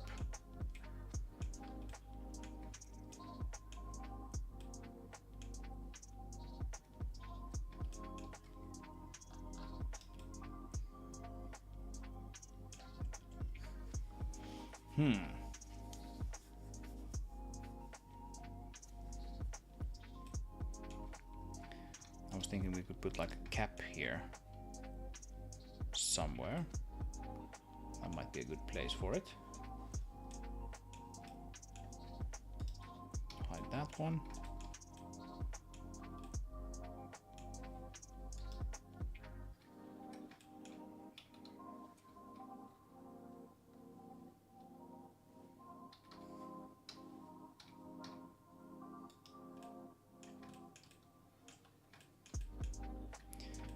We need to somehow acknowledge the fact that this kind of edge comes and intersects with it, though. And one way to acknowledge that is to like cut out a piece around that, or we can do it the other way around. We can cut out a piece of this actual like chassis here, so that it fits it better. Not exactly sure which one I prefer. Yeah, these guys look funky now. With like those. Let's see. These corner triangles, they need to be marked sharp, clearly.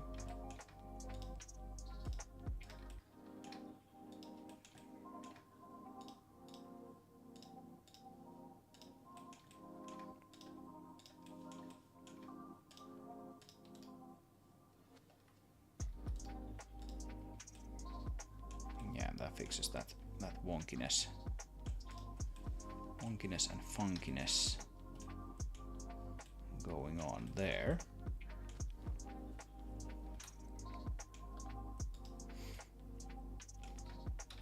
Something bothering me with this roundness of this thing.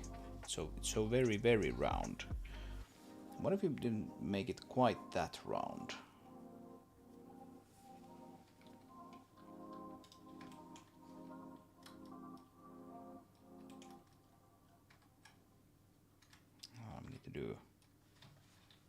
Do that.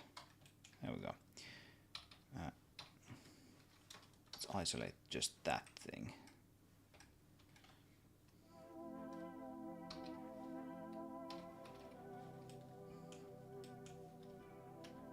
Right, how can we make it less round now? We can take basically like that one, that one, that one, and that one. And we can dissolve those edges. Right, that makes it less round, and then we can do the same for that one, that one, that one, and that one. Dissolve edges. And if we do this, we're going to want to mark some of these sharp. Actually, probably all of them, right? All of them should be sharp.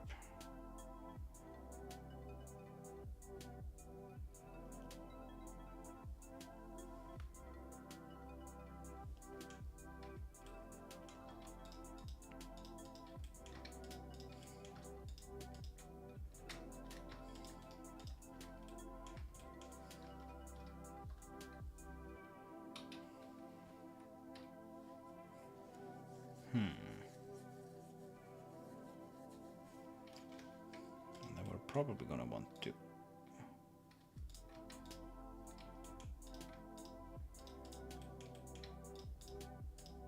take these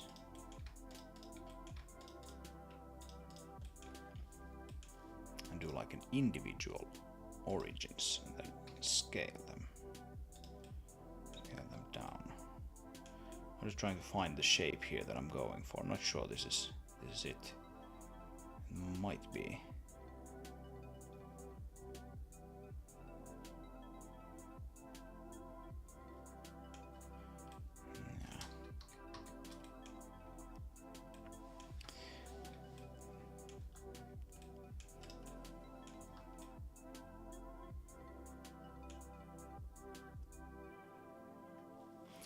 Okay, I just got an idea that I think might work. Purchase, take them away. Start the cube once again. Make it a bit smaller, and then smaller but not Y. Like that.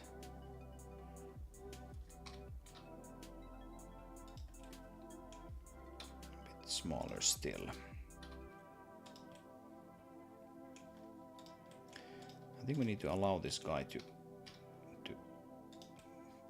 extrude from this a little bit. A little more even. Then bring that maybe down.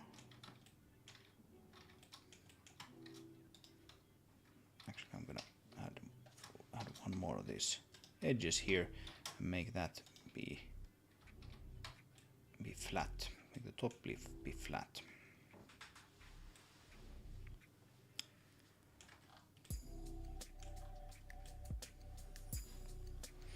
And then I think I'm gonna probably bevel. It's so very difficult to do this with the whole thing visible. Bevel just that one and that one. A little bit.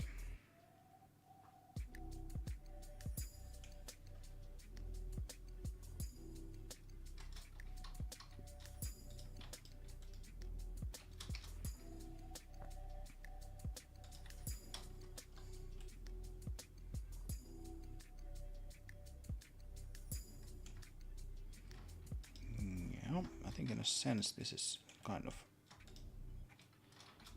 starting to look like I had in mind.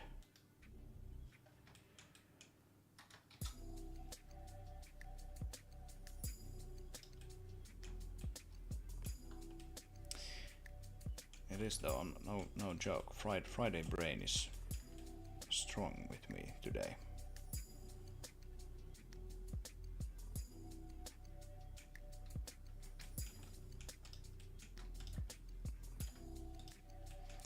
Case of like not really knowing what I'm looking for until I see it, and then I go, yes, that's it.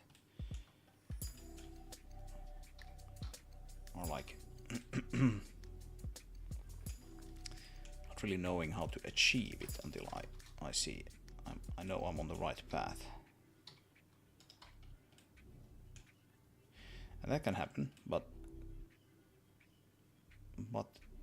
it's not like typically this bad as it is today for some reason. Maybe it's just been a long week. Something like this maybe. So basically what I'm trying to do, I'm trying to like move it forward enough so that it's not like hitting this piece here. This thing looks super boring from below. We're still gonna have to do something about that. But then I don't want to move it too close to the front, so it's not gonna hit this piece here. I'm not made it easy for myself with these shapes. Move it a bit forward still, like so. And then again, I think I'm gonna add this kind of small like depression thing here, which is like something like that. Actually, not yet. Let's do scale Y, medium point.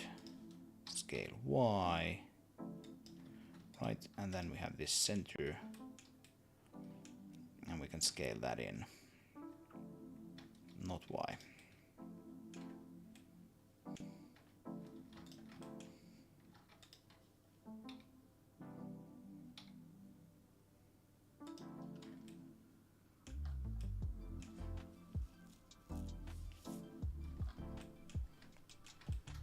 here we want to add some interesting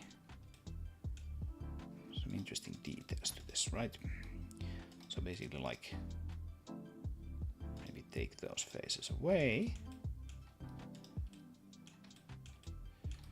extrude to the side, extrude a bit more.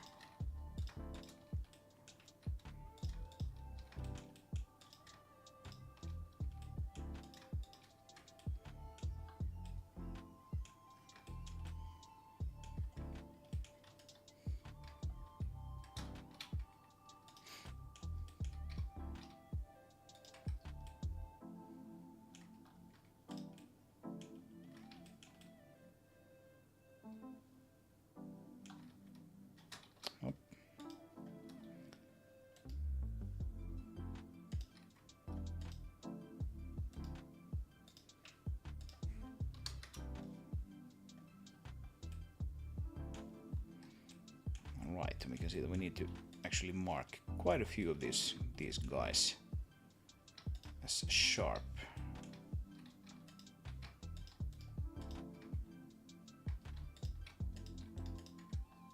Something like that. These should also be marked as sharp, but I think they might be just from their angle. Yeah. See, now we're approaching something that like kind of looks like it might actually be sitting on this thing. That's nice. Nice. That's nice. I can't even talk anymore.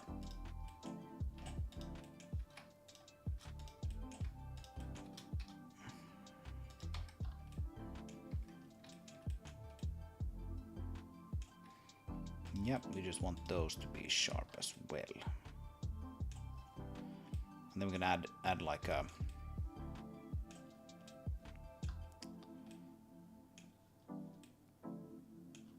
cap here, some sort of filling thing.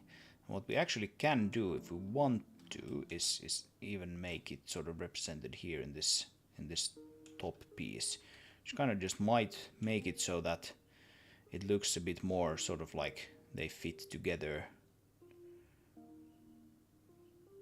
nicely. So what if we did that? What if we took like, let's see, how should I do this?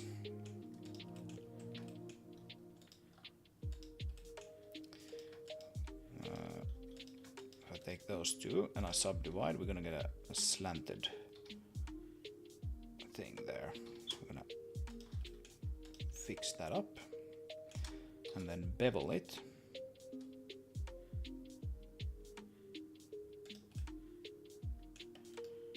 And then subdivide some more. Actually, but we're only gonna subdivide that and bevel that, right?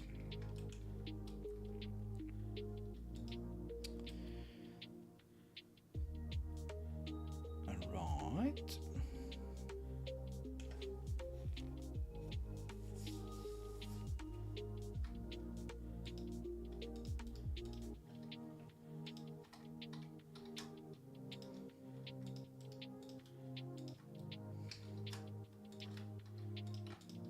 We can connect those two. Why not? Oops, that's not what I want.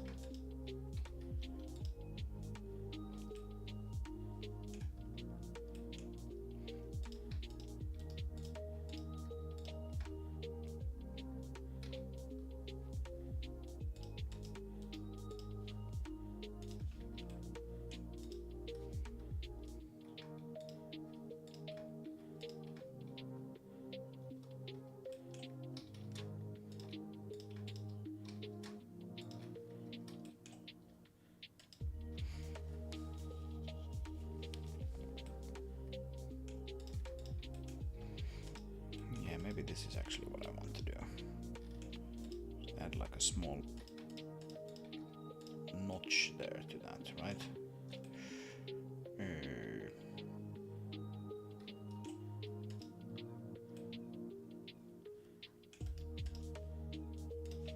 gonna have to this is going to be handled as well. It's the bottom side.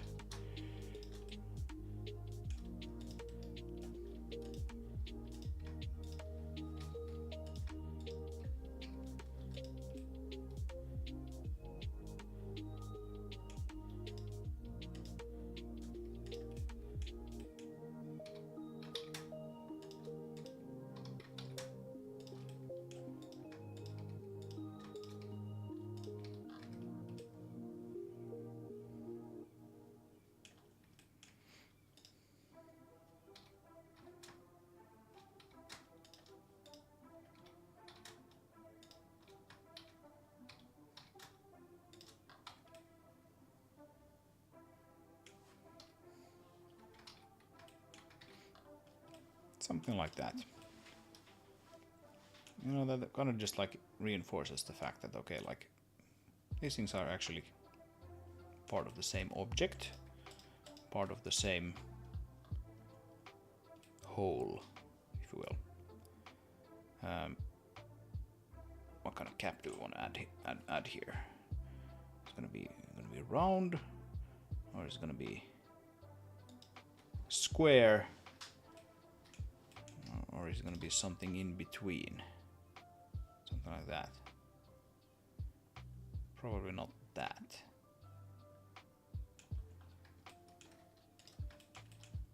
But maybe something similar.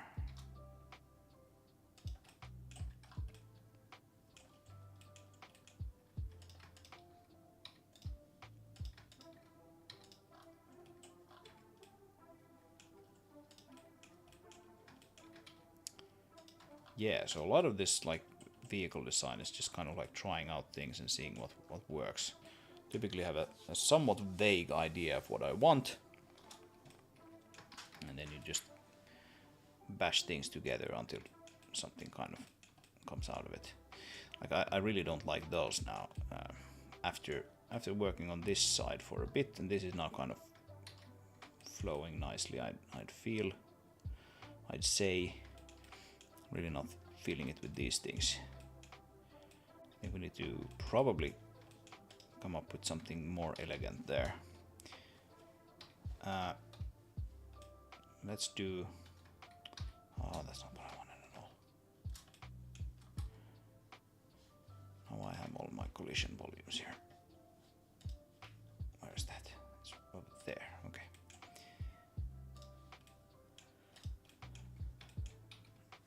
That one. Hide those others.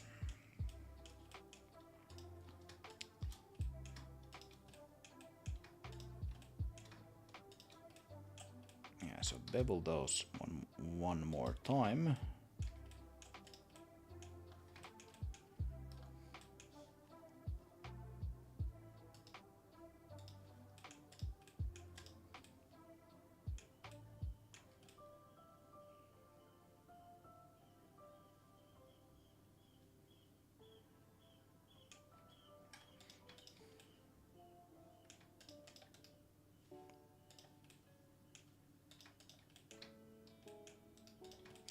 Oh, what happened here?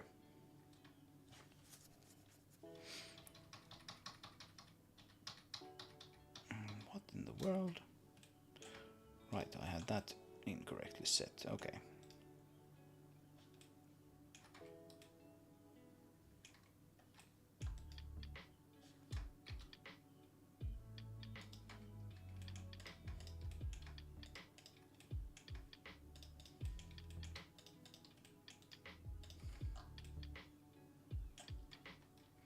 Here we can see that this one is actually becoming sharp. That's not nice, that's not what we want. So instead what I'll do is I'll just move it in a little bit so that it becomes round again.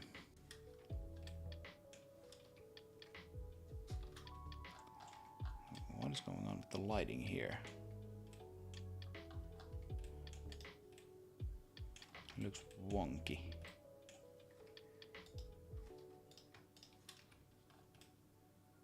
Yeah, like those things aren't planar. If we make them planar, then something else might become wonky, I guess.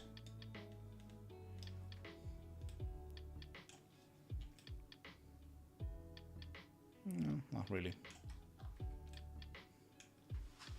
We'll have to see how some of these things look like when we have them in the game. But okay, I think that's the last thing for this tank here. I'm kind of happy with how it looks. The last thing we want to somehow acknowledge this the way that it's sort of like fastened here. I was thinking like maybe we'll just put some sort of braces here that it's sort of like connected to the main body. Maybe that would look all right. So let's try that.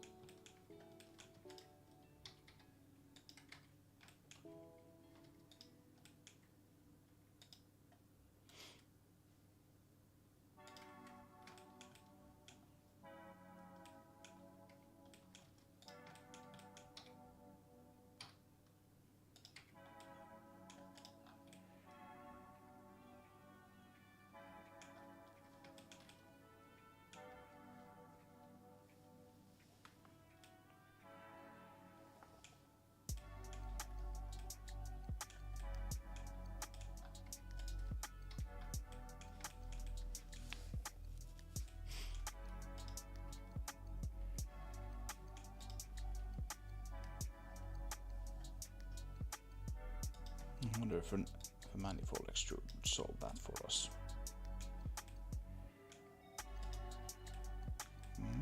Kind of would, I guess.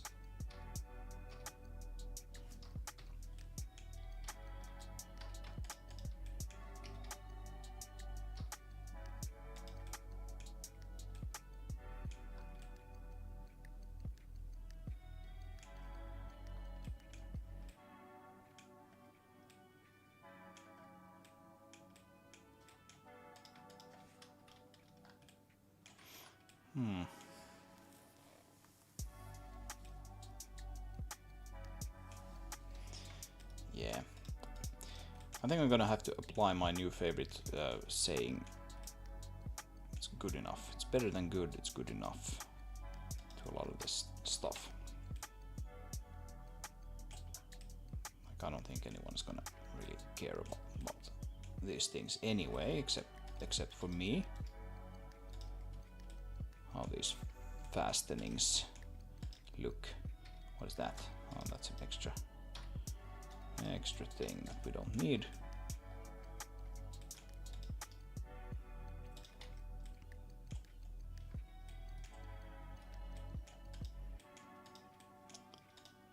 So yeah, I think I'm gonna have to start applying that to this now, especially with Friday Brain being what it is. That doesn't really look good though, has to be said. We'll have to try something else. And what that else could be, well, we could try that other thing that I mentioned, which is like cut into the tank a little bit to sort of reinforce the idea that, like, okay, yes, it is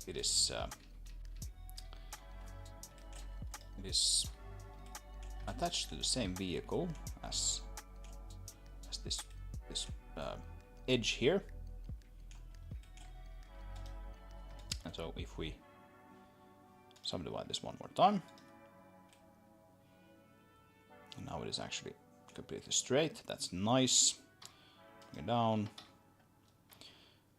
Unhide everything. We'll move this very slightly upwards. subdivide this as well, move it to the side.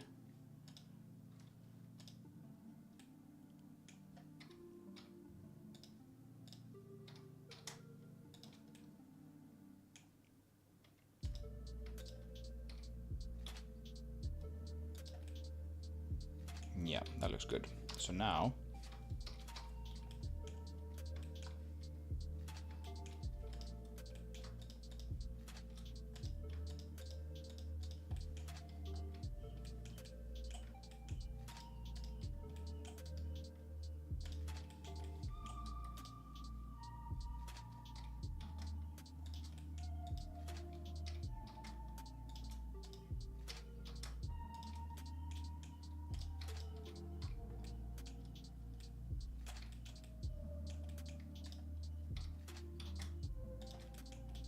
like so.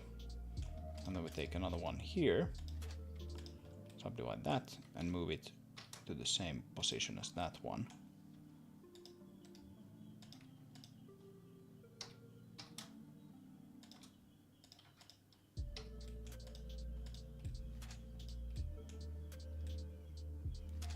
Right, something like that.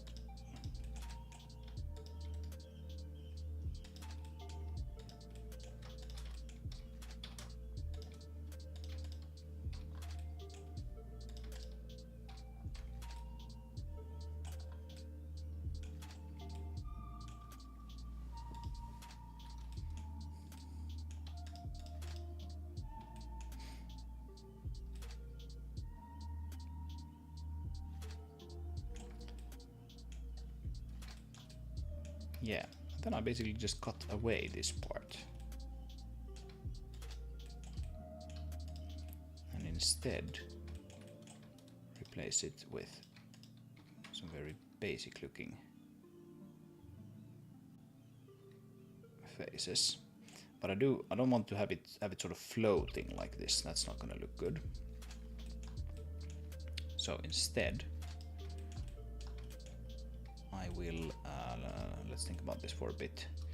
I'm gonna subdivide this once, move it over there, gonna connect those two, and then those two, then subdivide it again. Oh, not that one, not this one. Subdivide, move it over here, connect those two, those two.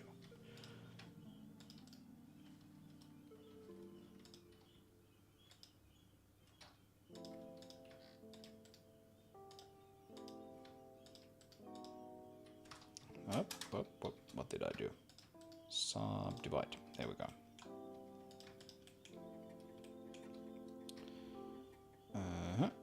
Faces.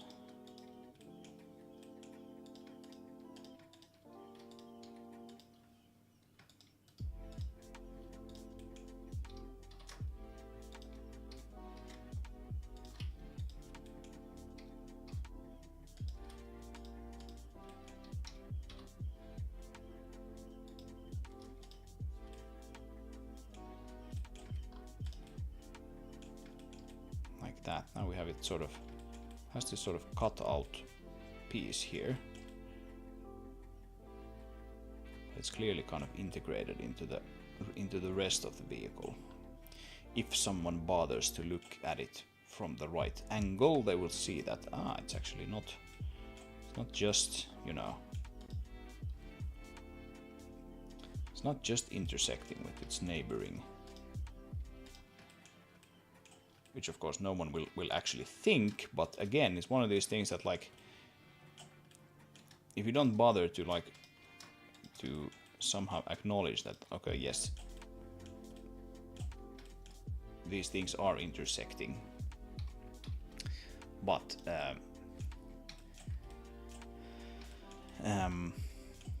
also they are, well, it looks unnatural is what I'm trying to say here. Very roundabout way. Looks unnatural. Let's see. We have that. Yeah, we have those two. So let's move them up a little bit.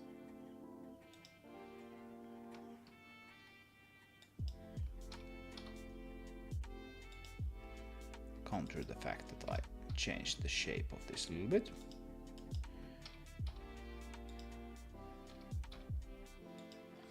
And why did I do that? Well, I basically wanted this, the distance between this and this, to be a bit larger. Again, we don't want those super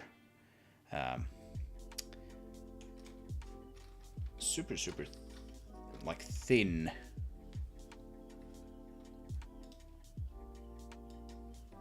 pieces of geometry here. Kind of doesn't look like it belongs on the same 3D model if you suddenly go with some very thin pieces.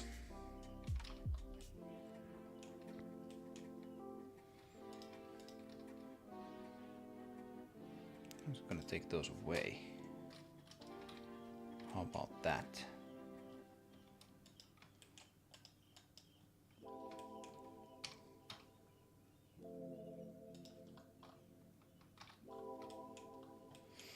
There we go.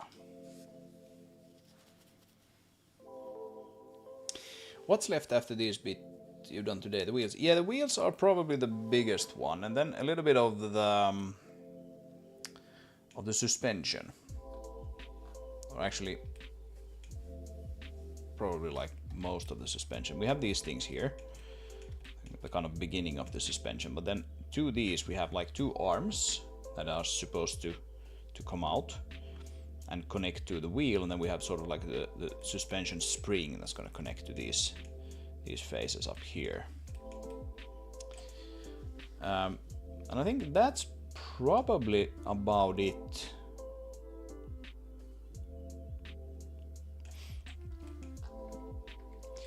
I had some pipes and things that I thought I would put here. I think we're gonna actually finish basically this main body today.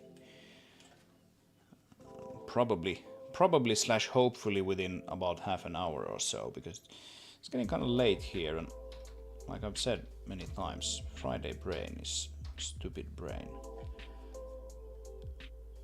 Let's get rid of those, because those things just quite simply did not work out. But I'm gonna take this guy and I'm gonna duplicate the guy, and then we're gonna take out the pieces of this that make it look like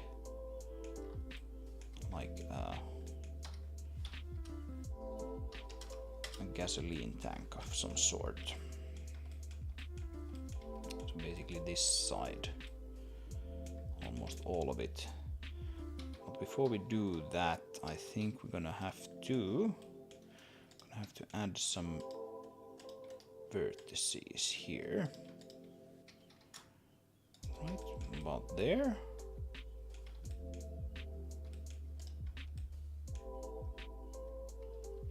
We need to join that as well, and then that to that.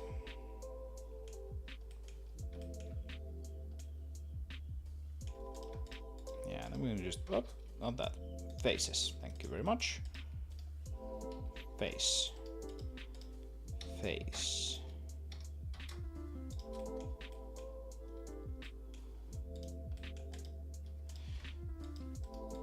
And maybe whoop. Y. It is Y is what I want, not X.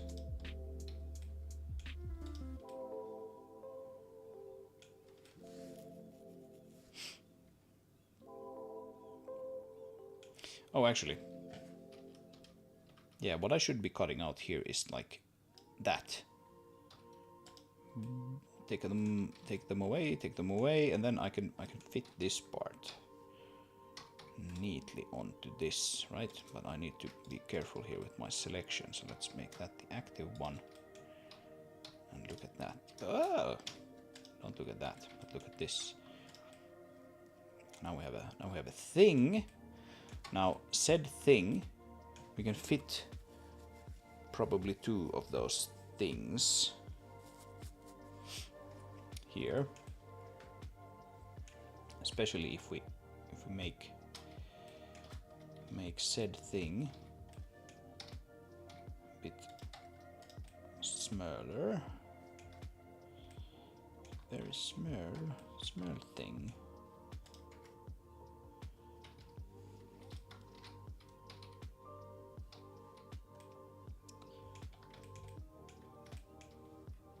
So just sort of by eye, where should this guy be?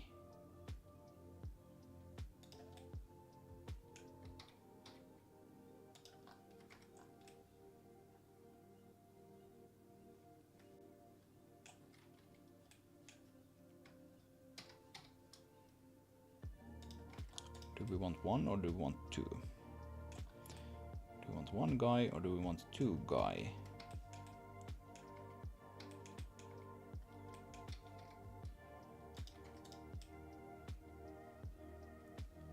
Maybe two guys is fine.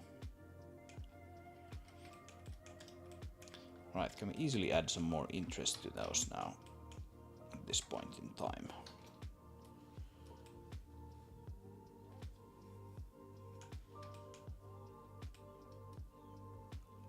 We probably can, but should we?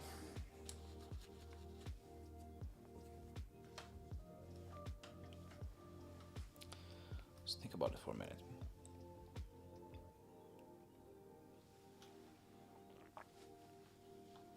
We don't want to like over decorate some part either. I think this is not now pretty nice here, but this is like the appropriate amount of detail for that, for the well, for this vehicle essentially. On this side, yeah, we could add something maybe. I mean, I could go all fancy and have some like cables and things that run around these things, but I don't think I want that. Necessarily.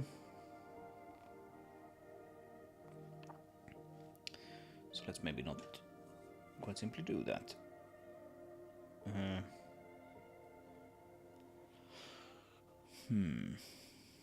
Let's get back to those in a sec.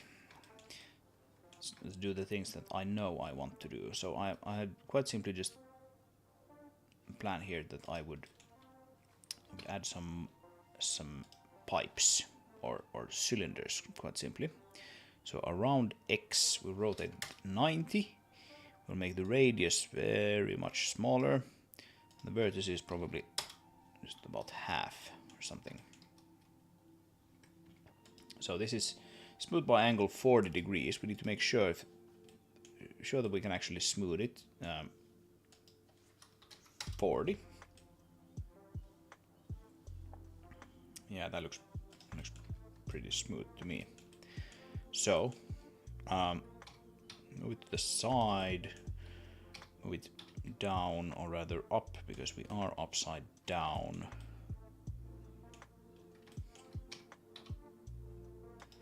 We can take the end caps off this actually.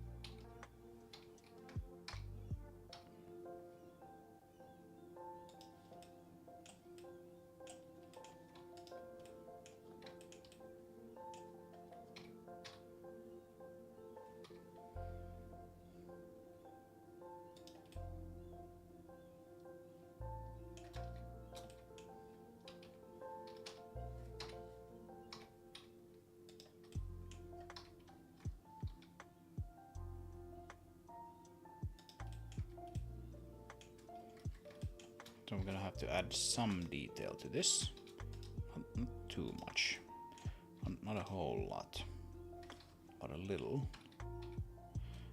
Let's see, let's actually do it like this. I'm gonna move that there. Let's do a loop cut there, and then we select both of them, and we do a bevel. It should give us that, and now we can scale this without any issues.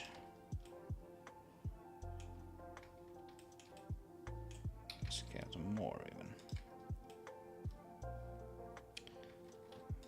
What if we make the what if we make it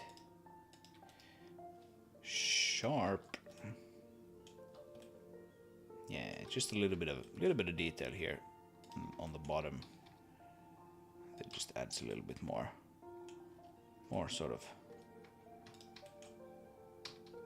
Well, it looks a bit more like the underside of a vehicle. If there's a little bit of crap around, and maybe this one we can. Let's see what do we do with this. I don't think I want it actually inside this. Let's move it up. And it could be even a bit smaller still.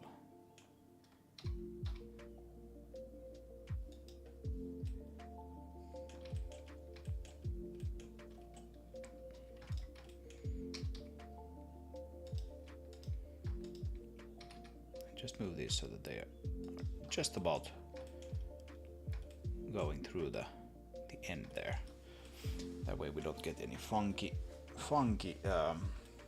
well, first of all, we don't waste any UV space, but we also don't get any funky leaks there.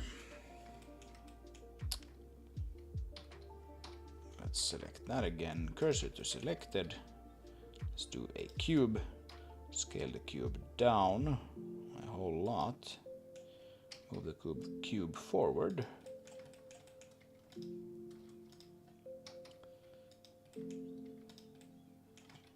And bevel those two, right?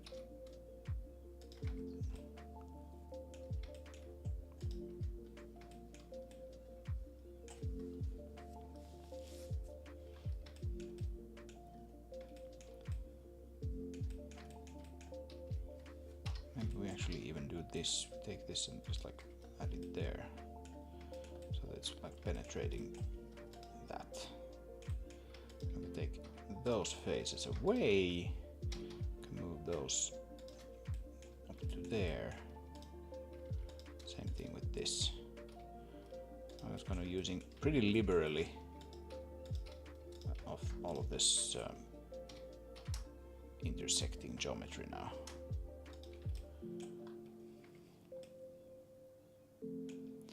Something like this. Again, very intentionally like asymmetrical stuff, right?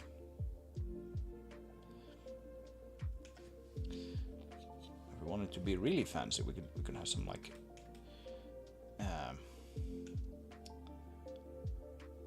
some pipes that kind of intersect other pipes, like join together. I wonder if that actually makes sense. What if we took like we duplicated this guy, rotated it around Z by 90 degrees,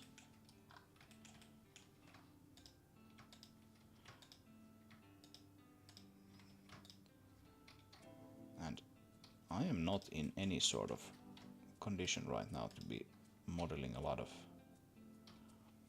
like pipes and intersections of pipes and things like that. But what if we just did something quick and dirty, and maybe that would look nice. Let's see. Scale this up a little bit.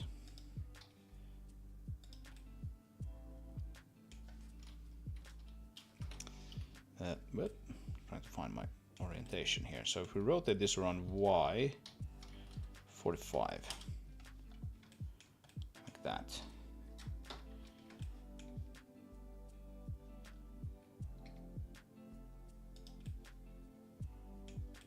Yep.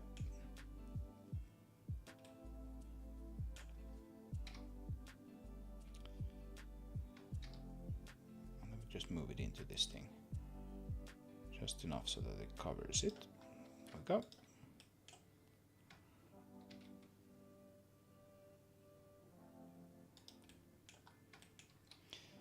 And then we do something kind of dirty, so you know, don't at me, bros.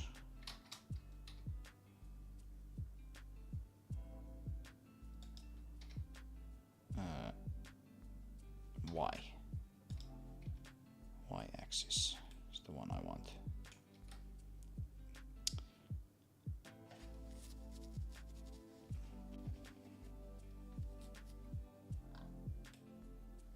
I think actually, yeah, that I need to be a bit more precise with my placement here. We don't yoink it in all directions at once. But okay, that's what I want. Extrude once more. Not Y, just X and Z.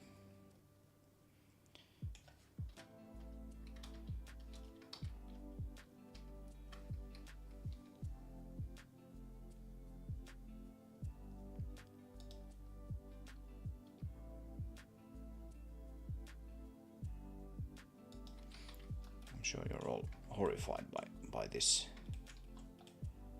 thing now. The fact that we're doing very sort of ugly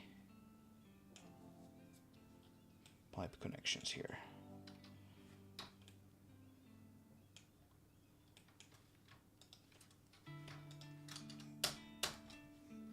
At least I would be if I were you. This is generally not really how you do pipes in a 3D program.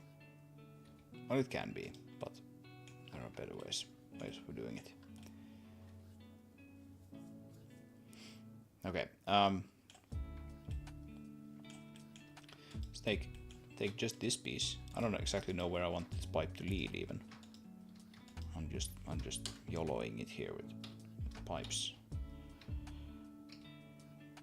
Duplicate that, rotate Z90. So what if we did it like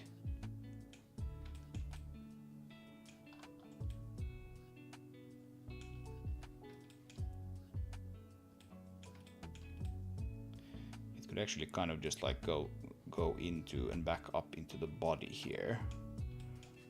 Right, we just need a little bit of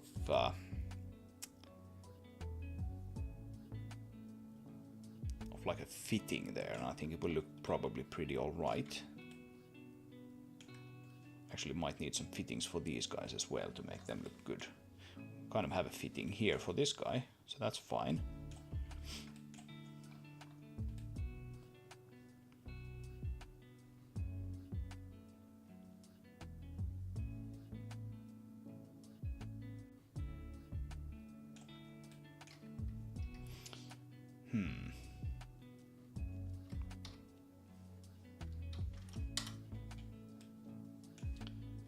Even if we wanted to, even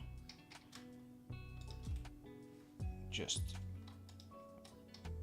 make it sort of plug it directly back into the body. How about that? Whoop. Extrude. There we go. Rotate around Y. I don't know, 30 degrees. Will that work?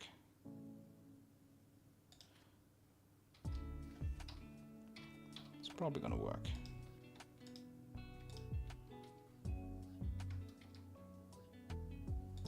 Rotate around Y 30. Just bring it there. And then at this point we just do bridge edge loops. Hey, now we have a pipe. It's a pretty thick pipe. Might want to make it slightly thinner. We'll figure that out in a second.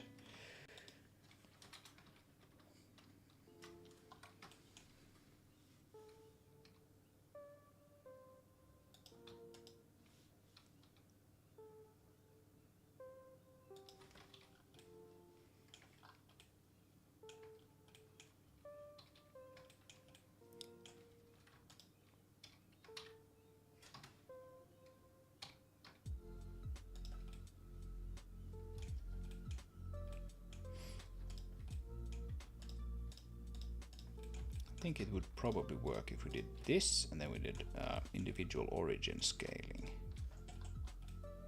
isn't that gonna actually cause it to just shrink a little bit? That looks good. And then we're gonna do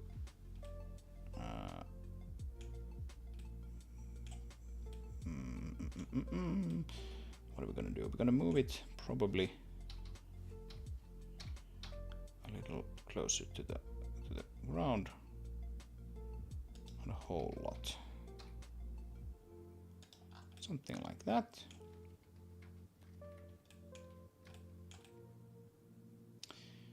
All right, and then what about this fitting thing that I spoke about?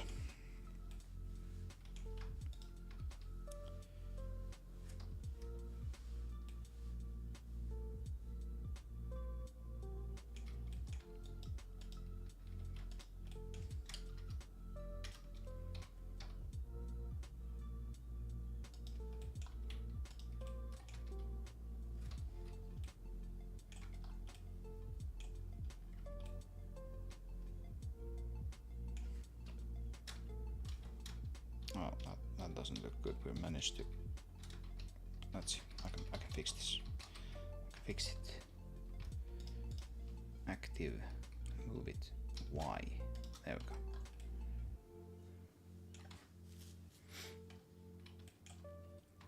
Right. So we basically just need something like this. I'm gonna move those up just ever so slightly.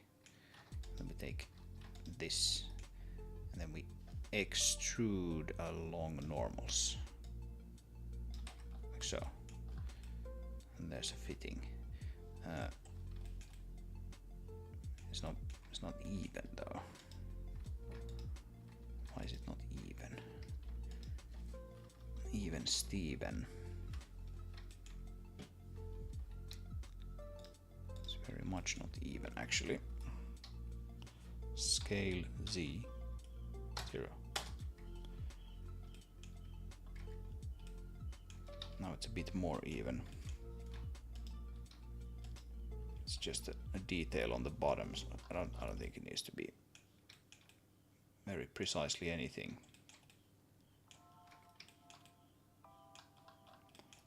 It's probably fine.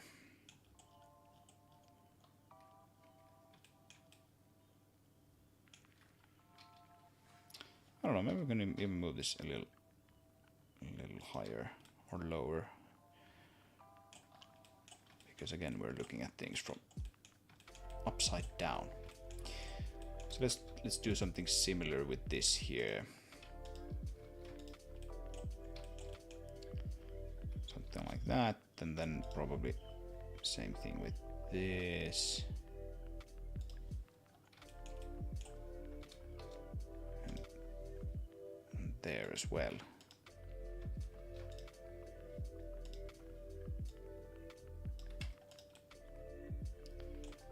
Looks better when it has a sort of a proper end piece. You can even do all three in one go actually. That way we get them kind of nicely equal to each other.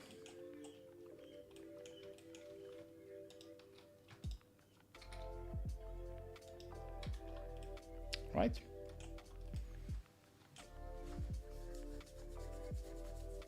Yeah. That's probably gonna be good enough. Now that we are looking at this, I can see here that we can probably take away some of these immediately, but I don't know if I necessarily want to do that now. I think I just want this to kind of like, you know, I want something here. And then I need to do like a simplification pass on this before I do the texturing.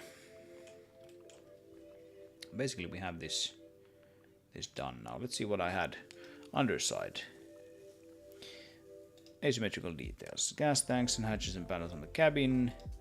Details where the gripper arm is connected.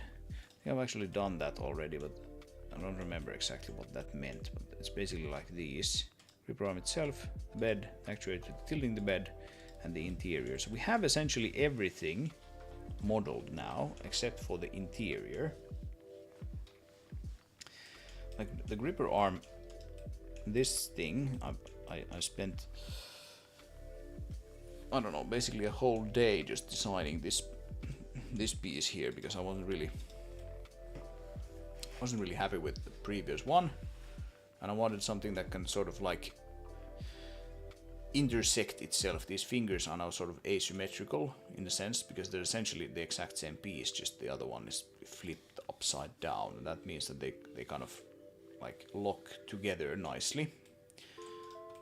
I'm kind of happy with how that turned out. So I think the only thing that I'm a little meh on currently is like these two. I think there should probably be something here on these two guys. But what is the thing that they should have? Should they have just something like this? Rotate around Y 90. Depth is very much lower.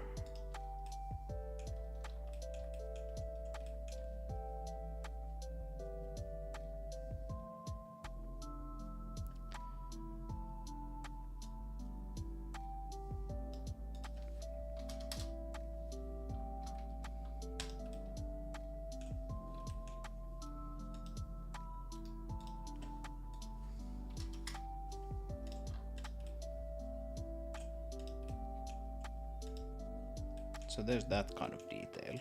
That might kind of work, I guess. I think especially if we move it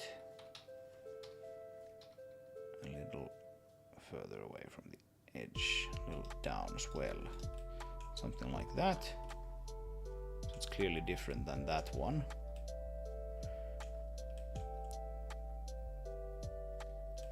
And then maybe this guy needs something completely different. So maybe we'll add, I'm going to try to integrate it here into this thing.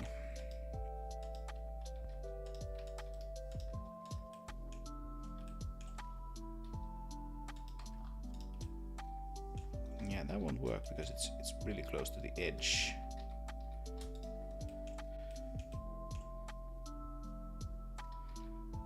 Let's actually just duplicate that, and then I can remove this again. I don't need those.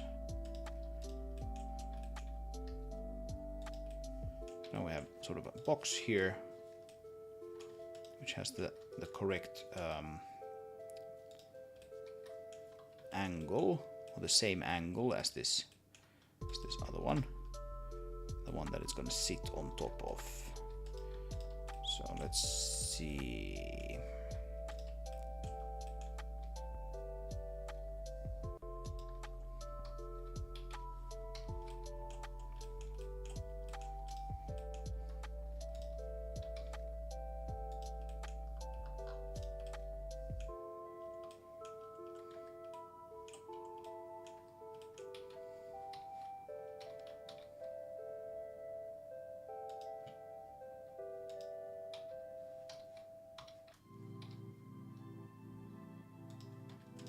Move it into the thing a little bit more, and then you know what to do. All of the beveling, all the time. Actually, this thing for sure needs to be either, let's see, grab not Y is what I want. To be sort of here on this flat surface, I think. Right? How about that? Is that a cool thing? Is that a cool little thing? Should this weird knob looking thing here also be sort of moved up there to the top of it? That look better. I don't know.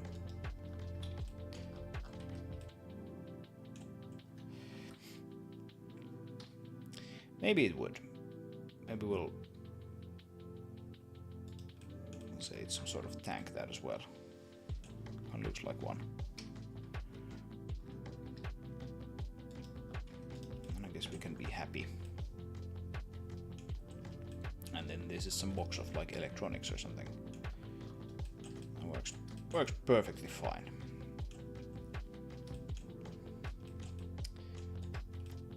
All right. Let's do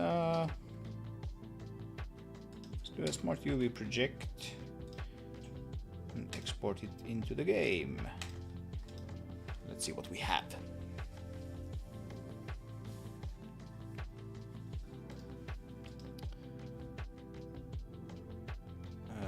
Yeah, depot, why not?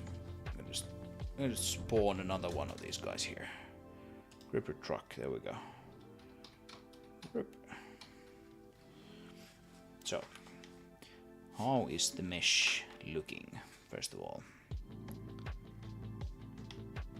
Sometimes when you do modeling and then bring it into the game, like Asimp or something just fails to like triangulate something and I think it's just completely broken.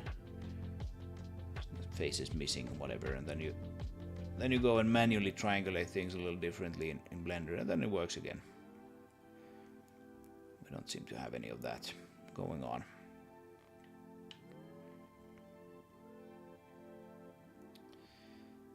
Okay, cool.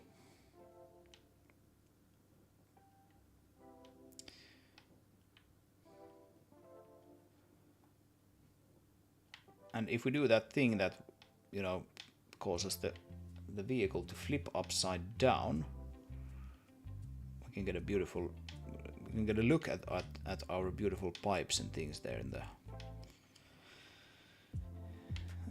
at the bottom. Actually, can we grab a tree with this? I'm not sure. I'm not sure I've ever done that. Let's see if we can do that. So if I drive closer, can I get closer? Gripper arm, just grab the tree. Hey. Oh, right, okay. All right. Yeah, that's something that needs to be actually fixed, right? So there's a piece of logic in the game code that is like, if you grab something that is dynamic, after a certain point,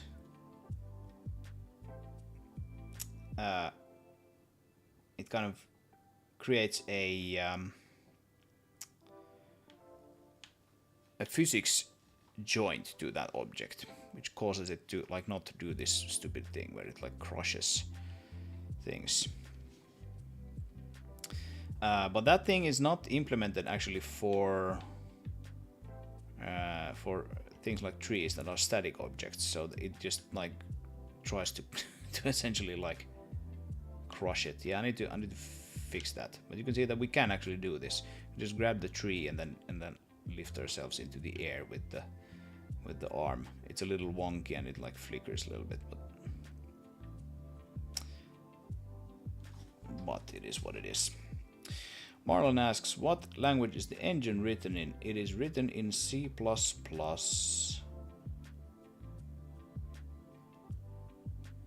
Good old C++, or maybe bad old is the better term.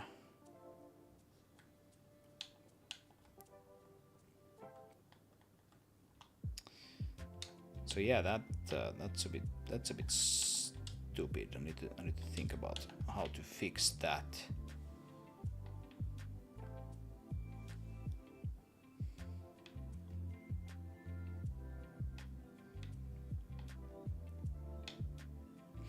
Yeah, the engine is C++, the game is in Zig.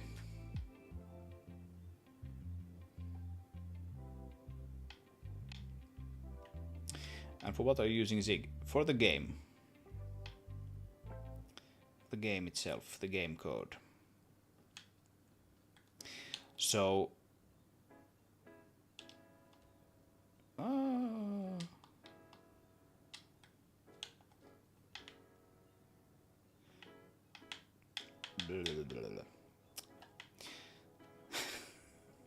I'm stuck. Yeah. So, you know, I have this gripper claw here. I can click a button, a single button, and it does this, and it lifts it into the back, and then it's when it's done, it resets the arm, and then I can do it again, and we'll lift another thing into the back. And so that is one example of what I'm using Zig for.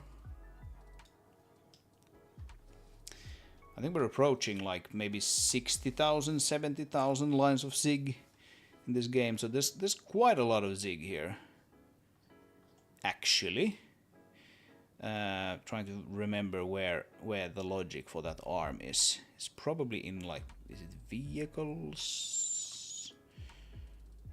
Gameplay. Vehicles right here. Right. So it would be cable. No, it's not. It's not none of those. Oh, Friday brain is strong. Game object component. We can have a look here in. Oh, it's actually probably in the gripper truck arm component. Go all the way down here. Yes. This thing. So this is sort of like an example of what I use Zig for. Quick cargo pickup choreography. It has like a small state machine that is sort of tracking all the different states that it needs to go through when you're picking something up. You know, first of all, if you have the gripper arm sort of like in some weird position, and then you click it, first it will reset itself, and then it will try to grab something, and now it actually can't find it, so it just goes back to the normal state.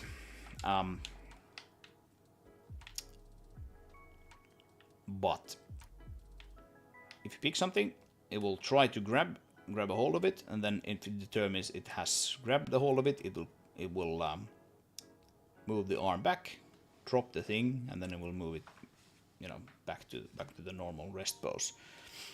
So that's like all of this stuff here. We have a start function. We have an interrupt function. If the player actually gives some input while it's doing it, you can stop it.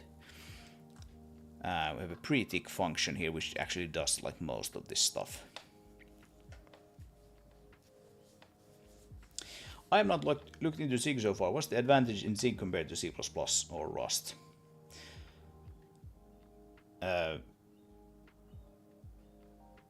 I haven't really written a whole lot of Rust in my days. So, you know, take whatever I say about Rust with a grain of salt. I have, however, written a whole lot of C++. And for me, the main reason why I want to use Zig instead of C++ to write gameplay code is that Zig is vastly more simple than C++. It's just a much more minimalistic language in many ways. And it also comes with some pretty nifty features that C++ doesn't have,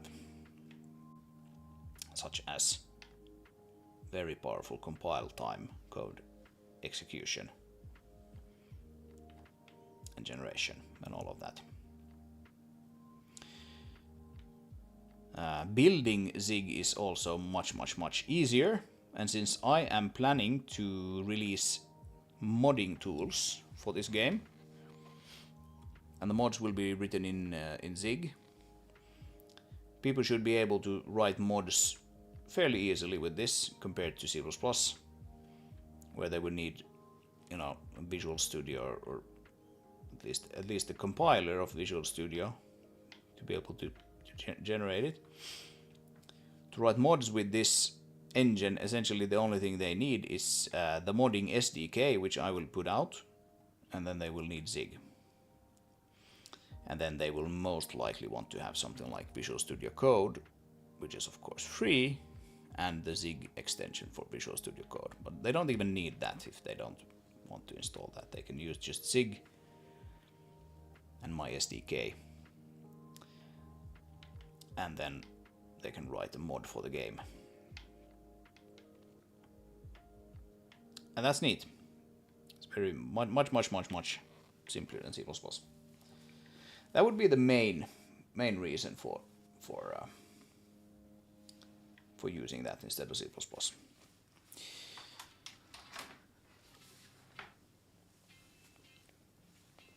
But yeah, just give it a go. See how you like it. That's really kind of the only thing I can say about that. I'm not trying to sell Zig here to anyone. But if someone asks me why I'm using it, then that would be why.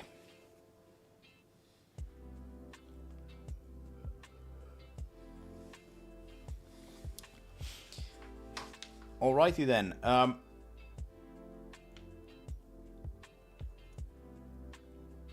Maybe we are almost done with this mesh here. I think I'm gonna move these guys just very slightly closer together.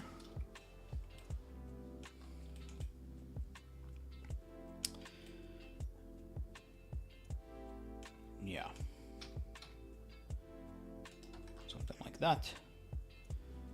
Now they look like they are sort of properly together there, and we can see it.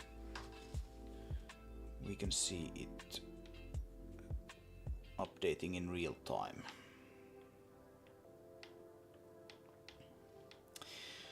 I understand. I will try it. Is this raw DX11 or are you using some type of RHI? I'm using NVRHI as of about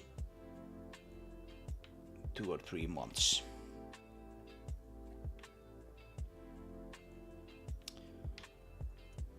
So yeah, NVRHI. I even made a video about it if you wanna see. It's pretty nice. And with NVRHI, I can even target D3D12, which I think I removed that option there from the options menu. But we can just hack it back in. GFX API D3D12. And now we're running with D3D12. And there are some issues, for sure. Just today I realized that some of this stuff doesn't actually work on AMD cards with D3D12 currently, but this is on NVIDIA. Most of it works pretty well. And that means that the pre-alpha build, which will be out in a week, won't have D3D12 enabled. Because it's quite simply not ready for prime time yet, but as you can see, it works pretty well. Almost everything works, but some things are broken on AMD, and some things are suddenly broken. And there is a crash bug, which I know exactly why it happens, I just haven't gone around to fixing it yet.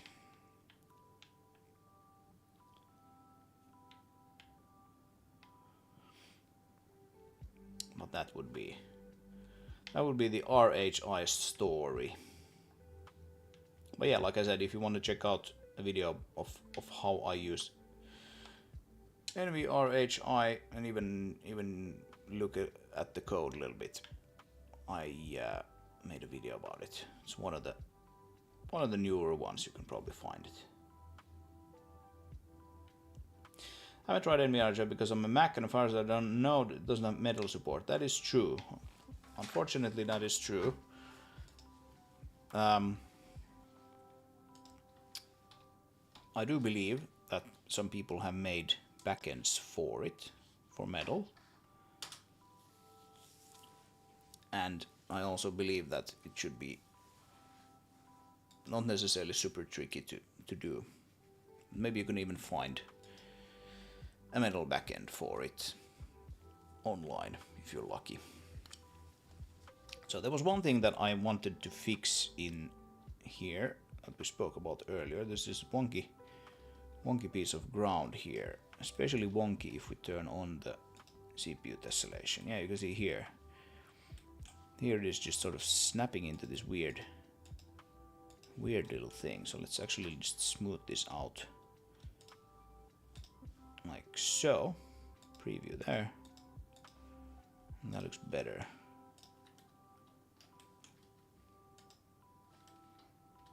Yeah. That's better.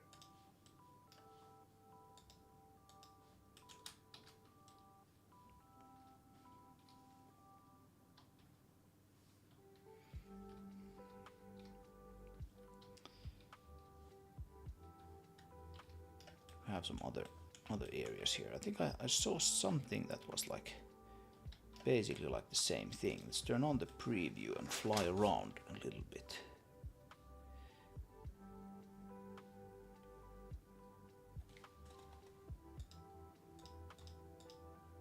Yeah, that's not it. There's some questionable painting there, but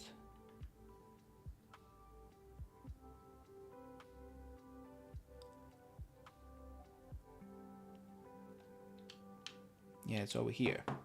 There we go. You can actually see it really well there in the shadow. Let's smooth that out as well.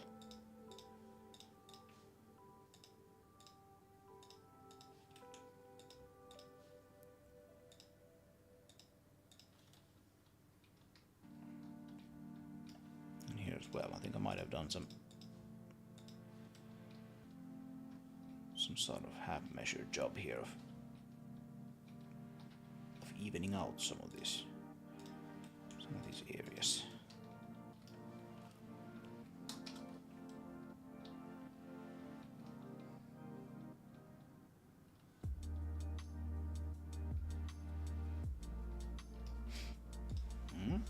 All right, just do a little bit more flying.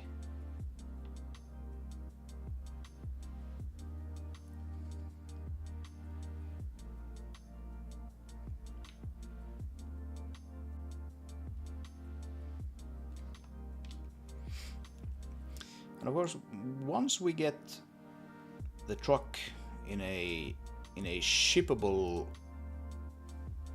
condition, I will turn my attention to this level and actually make it as beautiful as I can for pre-alpha 2, which, you know, admittedly probably won't be like a whole lot more beautiful than it is currently, but there are a few select things that I want to do, like in this area that you can see the cliffs are sort of painted. They're textured first of all, but they're also painted. There's like some grass and crap on top of this, for example. When we come here, there's a little bit of painting, but when we come here, there's no painting. These are textured, not painted. And then over here we have actually no textures at all. These aren't even unwrapped, I think. So I'm gonna want to try to do a little bit of work on this, try to sort of like establish the look and feel. How long are you working on this game? If you mean how long I have been working on the game, it's about 2 years, I'd say. It's a bit difficult to say because it's like blurring into, you know, earlier incarnations of the project and all of that, but like the iteration that we have now, which is like mostly sort of a physics-based sort of puzzle exploration game, I'd say 2 years almost. And something like this level I've been working on for maybe 3 months or something, on and off. I've just done a whole lot of other things as well. I think about 3 months is what I've spent on this particular area. And it's slowly approaching something pretty nice.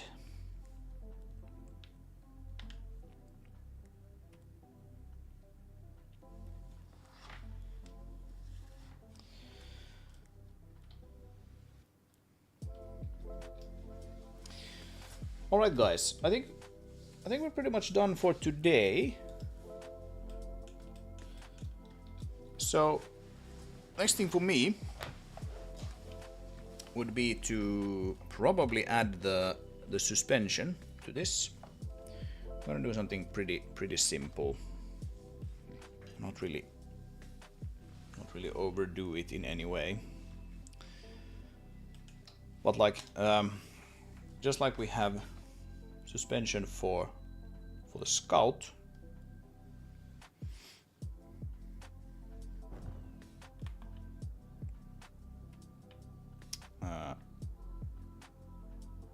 might be a little difficult to see here, but the Scout has these sort of like suspension arms that move up and down in addition to the actual like springs.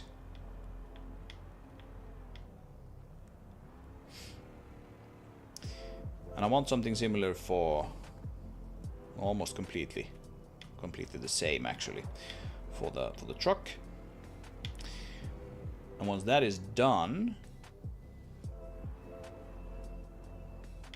I kind of know that okay, the visuals, the dimensions of everything are probably fine now. So at that point I can UV unwrap it and then texture it. And that's gonna be interesting to see the whole thing in colors finally. Been looking at this green and gray thing for so very long.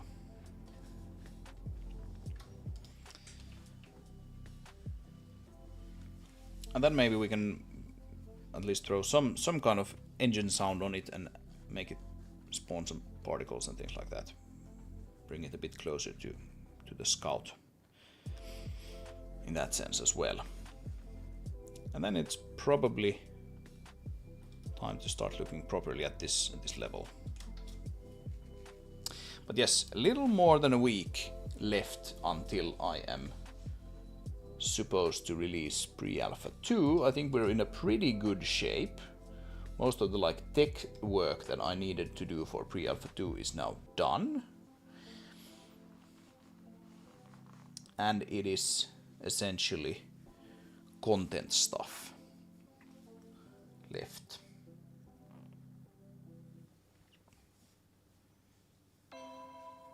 So that's kind of neat. We have this wonky thing with the like grabbing hold of a tree, which I'm not super fond of. I need to like really think how I want to fix that.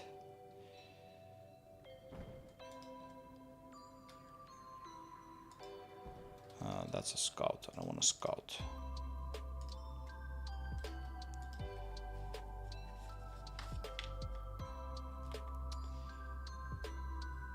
Like, I'm not exactly sure how I want to fix that. Maybe it's just that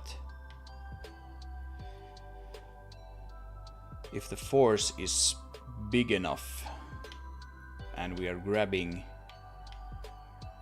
a static object, then we basically just need to stop grabbing it. I think that is probably what needs to happen. So if we like drive up to this tree here, it should be easily accessible. Drive up to this thing here, and we do like a gripper arm grip around that thing. Like, we can essentially keep gripping it and it's just gonna start sort of, you can see it's kind of freaking out a little bit on the physics side. That's not good. Then the fact that you can do this. Like, I don't know if I want to necessarily like prevent this from happening. I mean, if someone wants to do this, then go ahead. But I do want to prevent it from like just trying to grip it by force. Like if I do this, you can see that it just starts to like shake violently here. Let's try to prevent that from happening at least.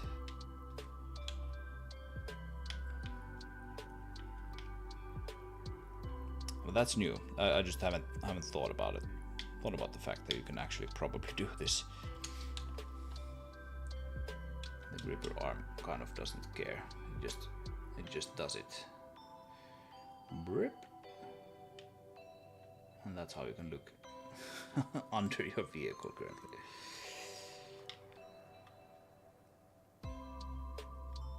So yeah. Yeah, that needs some thought. That could actually maybe be done. Yeah, now I'm stuck here because I need to unhook my claw to get clear of from the tree. It is possible. It is just a very simple, like 1 or 2 lines of code to actually add that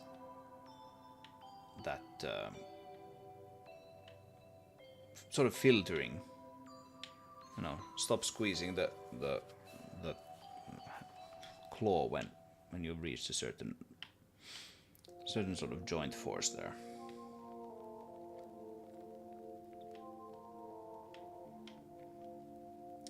Is this engine UI all custom written by you? Depends what you mean. Yes, I'm the developer of essentially everything. But if you mean like the editor, then that is just WinForms. Like if you mean this stuff, you know, all these menus and lists and everything here. This is just WinForms. It's just a Windows application. It is written by me, yes, but it's the Windows application. And then if you mean like this thing, like the in-game UI stuff, this stuff, then yeah, this is custom. It's a UI system that I created, which, you know, shows menus like this and all of the normal things that you expect from a game. That is custom code. Indeed. Okay, let's save the game. We can maybe even export it. Why not? I haven't exported in a while. There we go.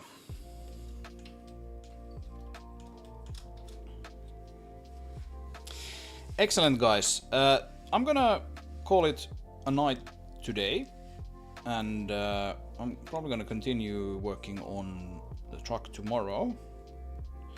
Well, this was a pretty good stream after all. I'm just like completely fried in the head after a long week. If you wanna play the game, you can do so today. You can play in an admittedly quite old build today. You can do that by joining the Discord, link in the description below. If you want to wait about a week, then that is when you get to play Pre-Alpha 2. It will release on the 7th of July. Same thing there, join the Discord and you get access to the build from there. And if you want to wait even a bit longer, then eventually you'll get to be able to play the game from Steam. But regardless, if this looks cool, if this sounds cool, if you want to know more, join the Discord, subscribe to the channel, like the video, tell your friends, do all of the normal YouTube jazz. Have an excellent evening, everyone, and a great weekend. See you next time.